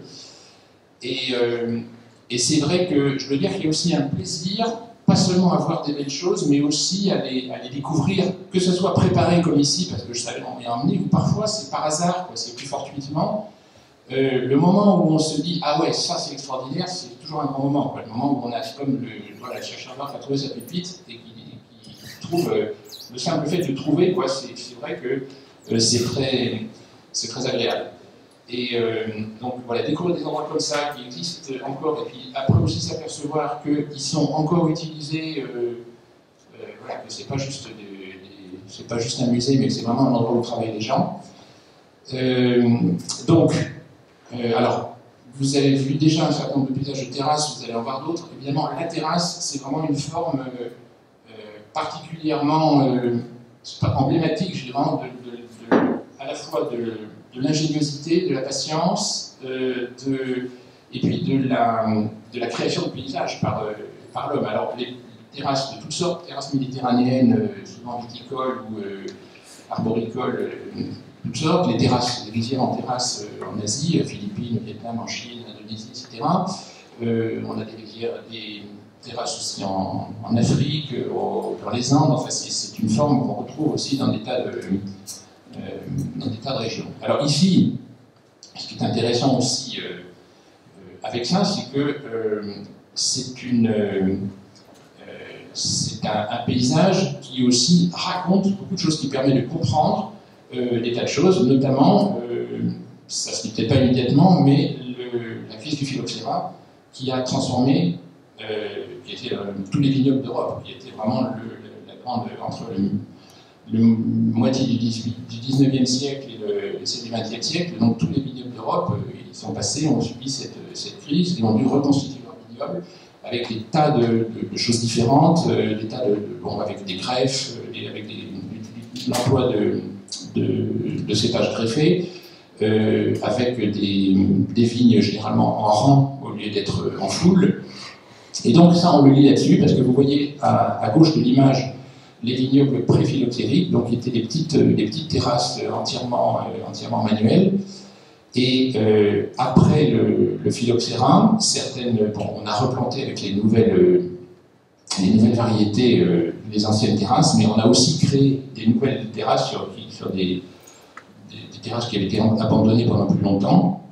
Et on a rationalisé la production de façon, à l'époque, à pouvoir passer avec des animaux et pas tirer par des mules, etc., et non pas uniquement à la main comme on le faisait avant. On voit aussi toute la manière dont un territoire agraire est occupé, donc les coteaux bien exposés, utilisés par la vigne, en bas des vergers d'orangers, d'agrumes qui ont besoin de l'humidité de la vallée, les oliviers également qui sont utilisés pour leur production, mais aussi pour ombrager le chemin. Donc vous voyez, ce chemin très très élégant avec les oliviers tout le long, et puis toute la manière dont la pierre est utilisée avec les terrasses, les murs, le chemin qui suit donc la crête aussi, évidemment, qui n'est pas mis n'importe où et qui est entièrement pavé. Au Portugal, il y a une grande maîtrise de la pierre et du pavé. Donc là, il y a tout un travail de reconnaissance du paysage qui donc ça, j'ai commencé avec cet exemple-là parce que je dirais que c'est l'exemple plus classique. Donc le travail, c'est c'est pour illustrer la partie de reconnaissance, connaissance du paysage, compréhension, de façon à pouvoir dire ça c'est vraiment éligible au patrimoine mondial. Alors c'est aussi un paysage qui est lié à tout un ensemble de choses, puisque c'est les vignes qui produisent le Porto, donc, qui est un vin de notoriété internationale, qui a toute une histoire, notamment une histoire commerciale, puisque le vin donc, qui était pressé et préparé là suivait la vallée du Douro dans des barques de ce modèle-là, pour arriver à la ville de Porto, qui lui a donné son nom, et donc dans les grands entrepôts de Porto, il était vieilli avant d'être exporté, notamment vers l'Angleterre, puisque c'est beaucoup des Anglais qui ont développé ça. Donc, il y a toute une histoire aussi, tout un ensemble de savoir-faire, mais à l'époque, les Portugais s'est fait un point d'honneur à parler le moins possible du vin. Leur idée, c'était déjà ce paysage de terrasse que vous avez vu, en soi, il est exceptionnel, et c'est ça qu'on va présenter au patrimoine mondial. Alors, c'est ce paysage pouvait éventuellement se contenter de ce qu'il montrait. D'autres paysages liés à des grands vins ont été classés. Un autre exemple, c'est le Tokaj en Hongrie, donc, qui est également un vin qui a aussi une histoire peut-être moins connue aujourd'hui que le Porto, mais enfin que Louis XIV appelait le vin des rois et le roi des vins, et qui est aussi donc un vin qui est chargé d'histoire, un paysage moins spectaculaire, vous le voyez, que celui du Porto. Il n'y a pas de terrasse, hein, c'est des vignes en pente douce face à une vallée, mais c'est quand même justement, c'est classé parce que c'est le paysage, le site unique qui permet de produire ce vin, et ça c'est quelque chose qui se lie très bien dans le paysage, parce que vous voyez à l'horizon la plaine qui est une plaine très humide, très marécageuse, avec des brouillards qui se forment à la fin de l'été, et ces brouillards montent peu à peu vers les coteaux, et ça c'est très spectaculaire. Moi j'ai vu ça par une nuit de fin d'été, on voit le brouillard qui se forme, et puis on voit la masse cotonneuse qui monte peu à peu, qui monte le long du coteau. Et en montant au-dessus des vignes, il s'apporte de l'humidité et il favorise le développement du botrytis, une moisissure qu'on appelle aussi la pourriture grise, qui dans certains cas, pour certains vins, est un inconvénient, mais pour d'autres, elle est recherchée parce qu'elle permet de concentrer le sucre et de faire donc ce vin liquoreux. C'est le même principe que le sauterne. Donc c'est un paysage où on lit la manière dont se fait ce vin. Donc c'est tout à fait intéressant.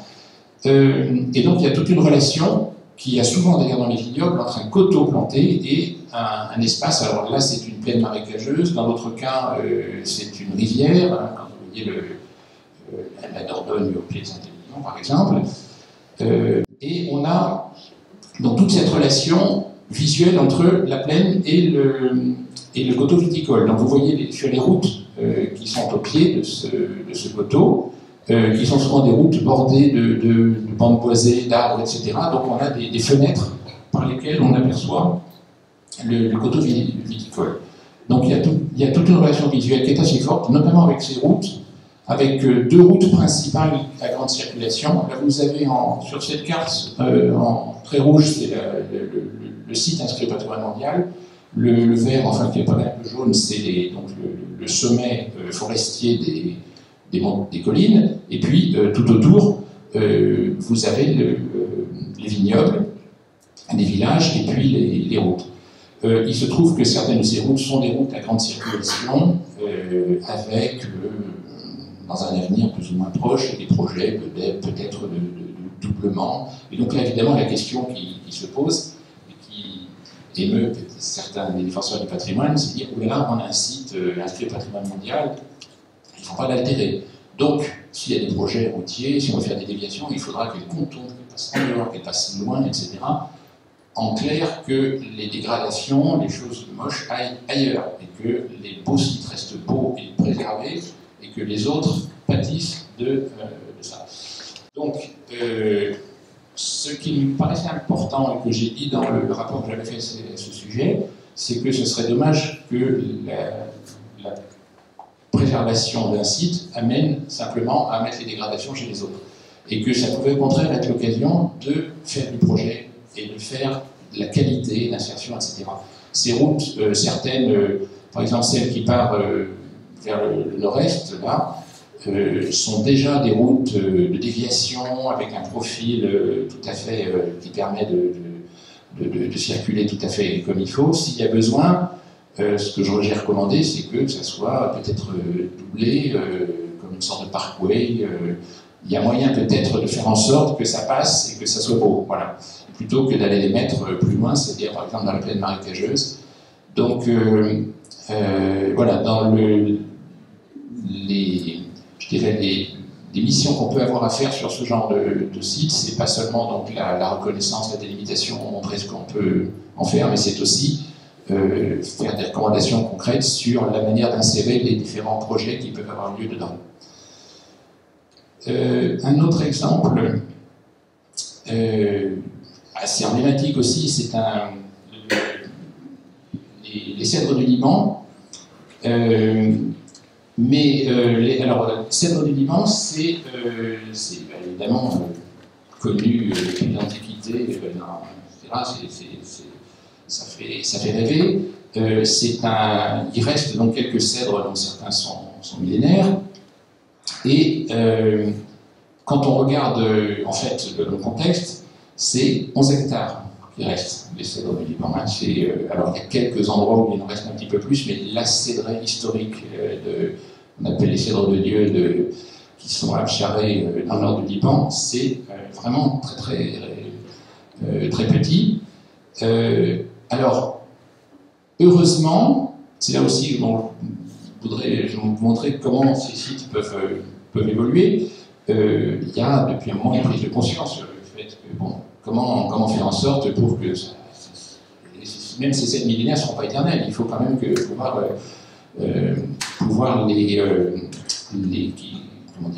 prolonger dans le temps ou je cherche les mots. Les pérenniser, merci. Pérenniser la cédraie, non pas les cèdres, mais la cédraie. Et du coup, il y a eu un travail, alors notamment là aussi, je trouve que la région Île-de-France, il y a une coopération avec la région Île-de-France qui a créé une pépinière avec les graines des arbres historiques. Et on commence à voir une régénération qui a lieu autour de la cédraie historique. Et donc là, il y a une action qui a été faite. Alors là, je ne parle pas de mes missions à moi, c'est d'autres paysagistes qui ont travaillé dessus, mais c'est notamment donc l'Agence des espaces verts de la région Île-de-France qui a prêté son concours pour ça. Alors, ce dont je voulais parler aussi maintenant, c'est que ce site-là, la forêt des cèdres, n'est pas isolée. D'ailleurs, le site inscrit à l'UNESCO s'appelle la Vallée Sainte et la forêt des cèdres. Parce que depuis vous avez un peu vu sur les photos, donc les cèdres sont sur un plateau à 2000 mètres au pied des sommets du Mont Liban à 3000, et ce plateau est en balcon sur le haut d'une vallée avec la ville de Charé, que vous avez ici en hiver, encore dans des paysages de terrasse, et donc une vallée très très encaissée, et je vais venir cette vallée qui est un élément aussi tout à fait important de l'ensemble, puisque ce qui a été inscrit, alors la photo n'est pas forcément hyper nette, mais enfin vous avez tout à fait à droite la forêt des cèdres, et donc vous voyez, juste presque au pied de cette forêt commence cette vallée très, très encaissée, et chacun des points en couleur représentent un ermitage, un monastère, etc. Donc c'est pour les maronites, les chrétiens libanais, c'est un lieu, vraiment un haut lieu historique depuis plusieurs siècles. C'est un endroit donc, où il y a encore des gens viennent en pèlerinage, etc. Et en même temps, qui dit pèlerinage dit touriste aussi, ça intéresse les gens qui disent tiens, il faudrait quand même rentabiliser un petit peu tout ça. Et donc il y a eu des projets de faire des téléphériques, de faire des villages vacances, de faire des skywalks, vous savez, des planchers de verre là au-dessus, etc. Le comité du patrimoine mondial a dit bon, attendez, c'est quand même un site a une signification historique, culturelle, etc., qu'il faudrait justement pas trop altérer. Donc le dernier projet était un projet d'amélioration de la route d'accès, puisque cette vallée, on y arrive par en haut, justement, et on accède au monastère par un simple chemin de terre. Donc, on nous a dit il faut améliorer l'accès, etc. Donc, donc j'ai fait une mission sur ce sujet-là, c'était uniquement sur ce chemin. Qu'est-ce qu'on peut recommander sur le chemin? Donc l'analyse d'un projet technique qui était fait, qui était assez routier, et des discussions pour ramener la taille du chemin de 4 mètres à 2,50 m, pour expliquer que les pavés qui comptaient mettre, il ne fallait pas que ça... Parce qu'on a vu des projets où il y avait du pavé très urbain, en type mosaïque, etc. Donc, dans un cas comme ça, on essaie aussi de dire, voilà, les exemples sur lesquels on peut s'appuyer, ce n'est pas l'exemple urbain, il faut aller chercher d'autres choses. Si vous voulez mettre du pavé, pourquoi pas, mais alors à ce moment-là, inspirez-vous plutôt. Je citais des exemples tout à l'heure au Portugal. C'est vrai qu'il y a toute une tradition de pavage, y compris de routes de campagne, qui s'est fait. Alors, un des plus beaux exemples qui a été fait dans le pays d'influence portugaise, c'est au Cap-Vert. Dans une des îles du Cap-Vert, il y a une route de 35 km qui traverse la montagne et qui est entièrement pavée en petits pavés de basalte.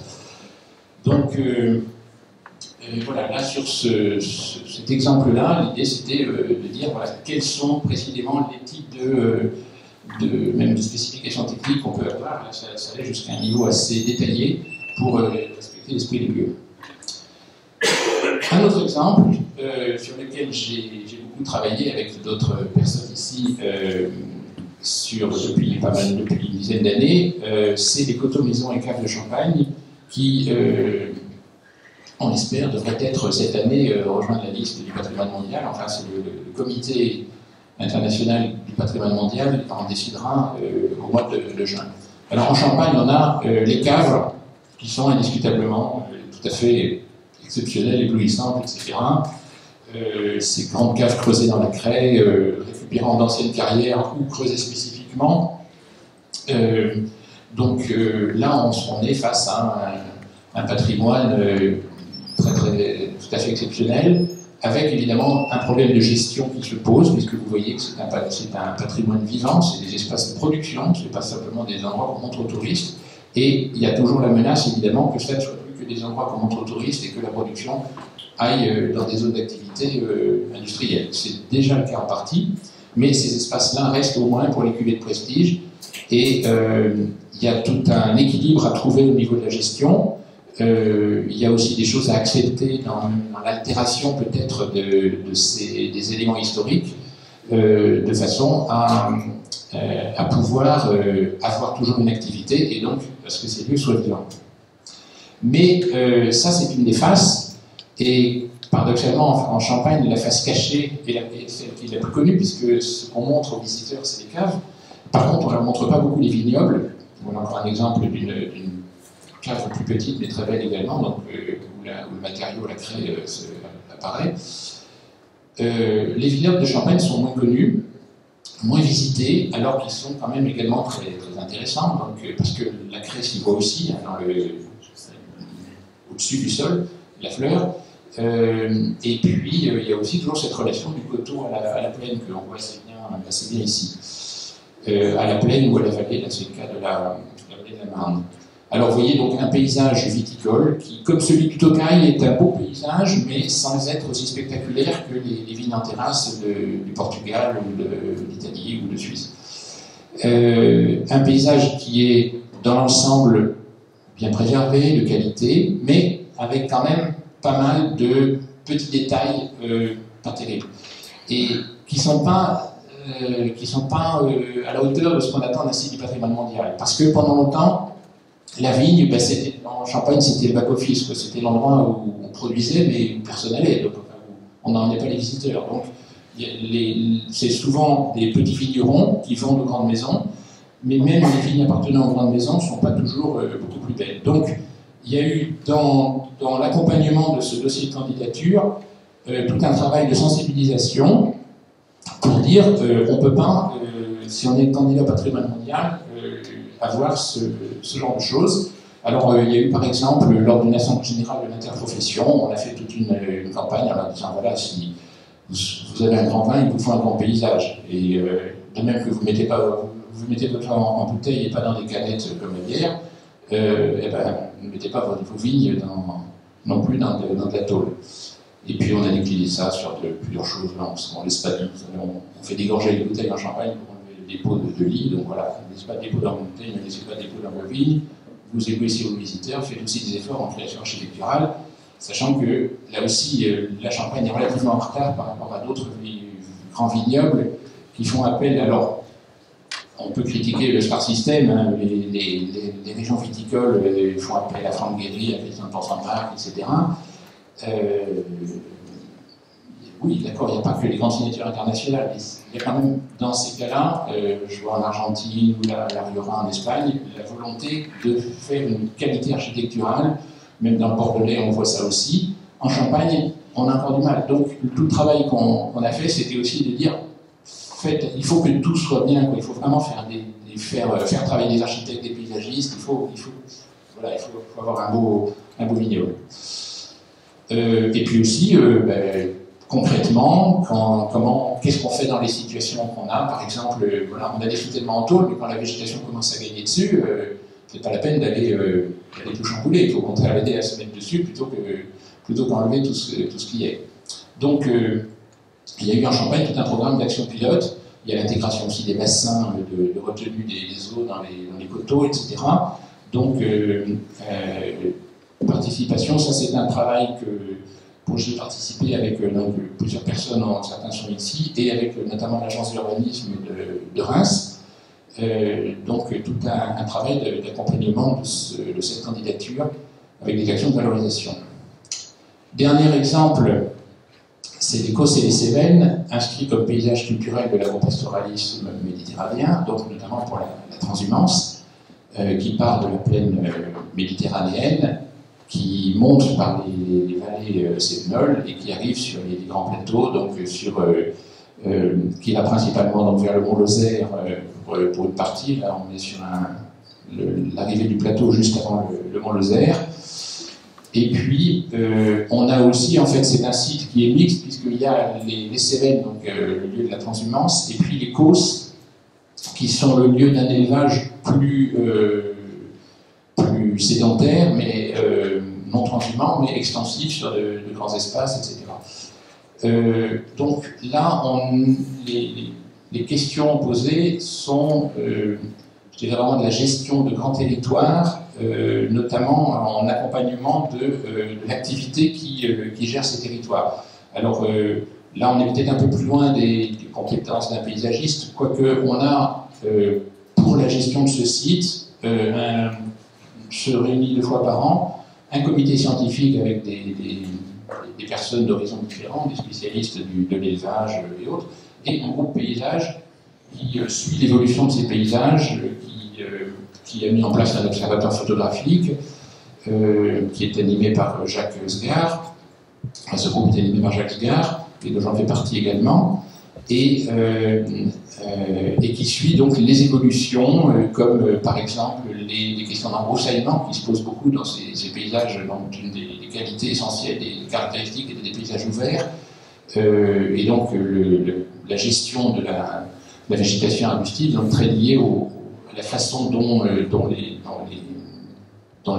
troupeaux pâturent, et donc à toutes les conditions de maintien de cette activité qui est quand même pas hyper rentable, qui est liée à des produits de qualité comme le Roquefort par exemple, mais qui n'est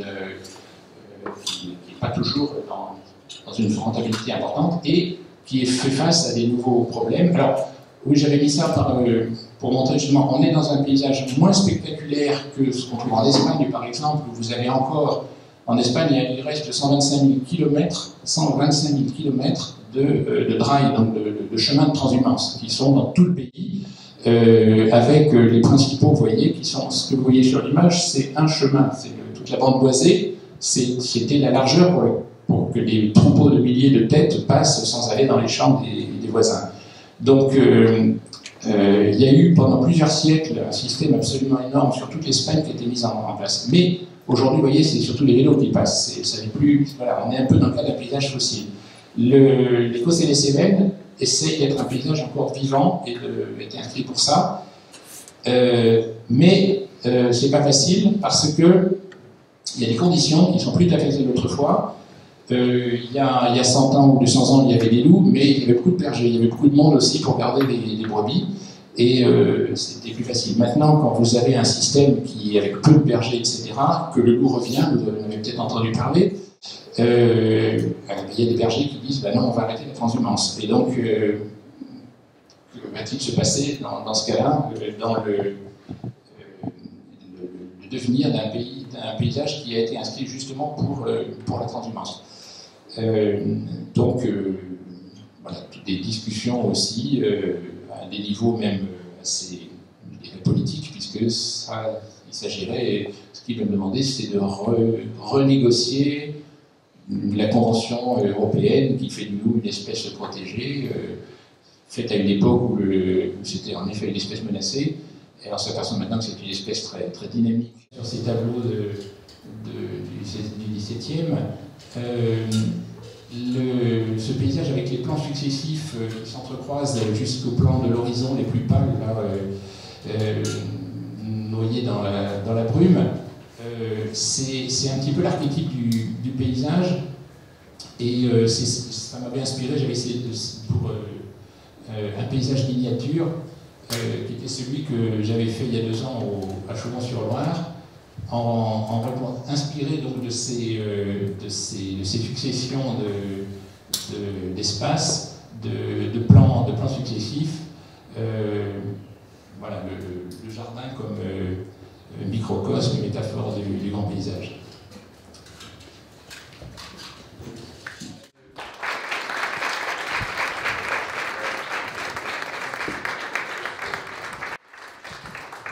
Merci beaucoup. Est-ce que vous avez des réactions par rapport à cette intervention, des questions? Bon, bah, d'abord, merci beaucoup. C'était vraiment, comme toujours, les expériences de paysage intéressantes. Et puis, ça nous apprend beaucoup de choses, en tout cas moi. J'avais une question pour Corinne sur le SDRIF et les principes clés.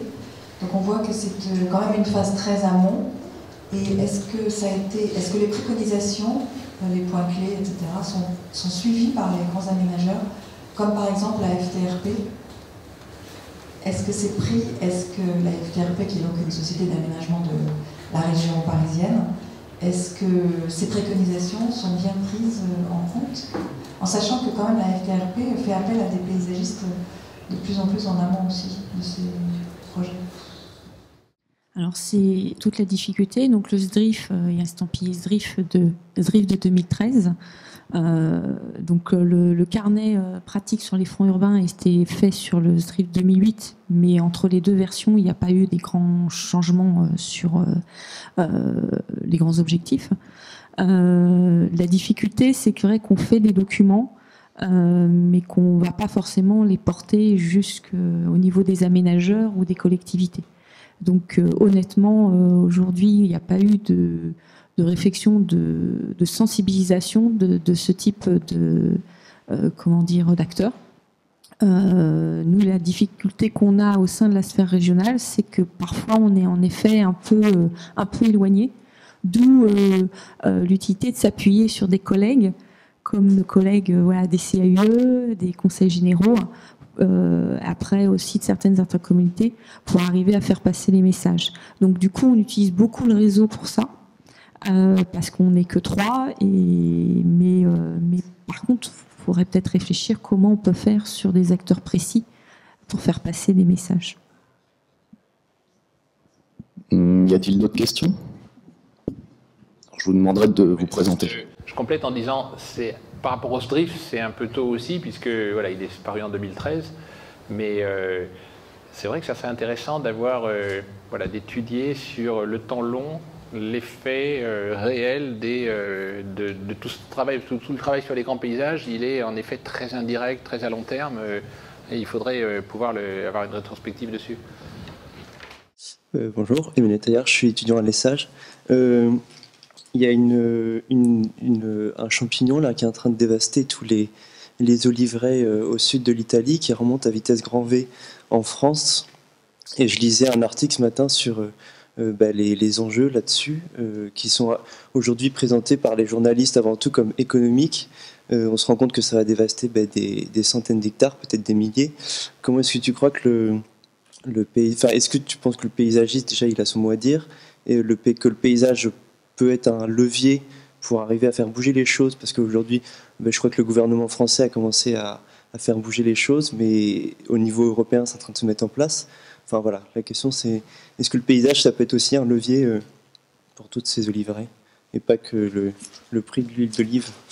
C'est intéressant d'ailleurs, bon, il y a l'olivier, mais on a une mondialisation des épidémies maintenant, hein, c'est aussi bien pour les humains que pour les plantes, et ça vient après les maladies qu'on a sur les buis, sur les platanes, sur les marronniers, bon. Et donc, en effet, cette champignon, je ne sais plus, une bactérie, je crois. C'est une bactérie sur les oliviers, enfin peu importe. C'est un champignon transporté par un coléoptère. Voilà, enfin bref, en tout cas, ça fait du mal. Et il y a certainement un défi là sur la terre. Alors, personne ne peut dire ce que ça va donner, mais la seule chose moi que je peux dire, c'est de regarder justement l'histoire, ce que nous enseignent les paysages que j'ai pu voir, et donc le cas du phylloxéra. C'est quand même intéressant de voir qu'il n'y a pas un vignoble européen qui a échappé au phylloxéra. Ça a été vraiment le traumatisme dans chacun des vignobles, on s'en souvient encore plus de 100 ans après. Et tous les vignobles se sont reconstitués, mais tous différemment, parce que alors l'image, encore une fois, l'image de l'affiche le montre, quoi. On a fait autre chose, on a fait quelque chose de nouveau, on a créé un nouveau paysage post-phylloxéra. En même temps, pas complètement différent, quand on regarde, on avait regardé en Champagne, on avait retrouvé des vues de 1887, quand je travaillais dessus avec Michel Guillard qui est ici, il a refotographié toutes ces vues de 1887 et on a redessiné dessus pour voir comment c'était en 2007. Et en fait, le paysage dans l'ensemble, c'est le même, quoi. Les vignes sont au même endroit, mais voilà, elles sont plus en foule. Il y a plein de choses c'est plus les mêmes porte-greffes, etc. Il y a eu toute une adaptation qui est passée même par des endroits où ça a disparu, c'est revenu. Alors pour les oliviers, c'est plus compliqué parce que bon, une vigne, quand on la plante, c'est pour 30 ans, 50 ans maximum. Les oliviers, il y en a qui sont millénaires. Alors qu'est-ce que ça va donner si des oliviers millénaires sont atteints? Mais donc là, c'est vrai, je ne peux pas répondre, mais ce que je vois dans le passé, c'est que on a su faire face à des crises du même genre et en effet, en faisant voilà, ce mélange d'ancien et de nouveau, en reconstituant, mais en faisant aussi des nouveaux paysages.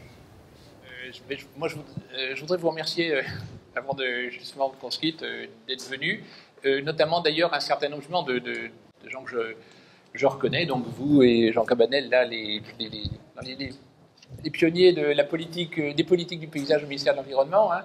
Je regrette donc Michel Guillard et Philippe Montillet qui ont dû partir un peu avant, Michel Guillard, pendant 10 ans, on a travaillé ensemble sur les paysages de Champagne. Philippe Montillet, non seulement sur le paysage de Champagne, mais aussi il a été notre grand historien du patrimoine de l'Île-de-France à l'IAU pendant 17 ans.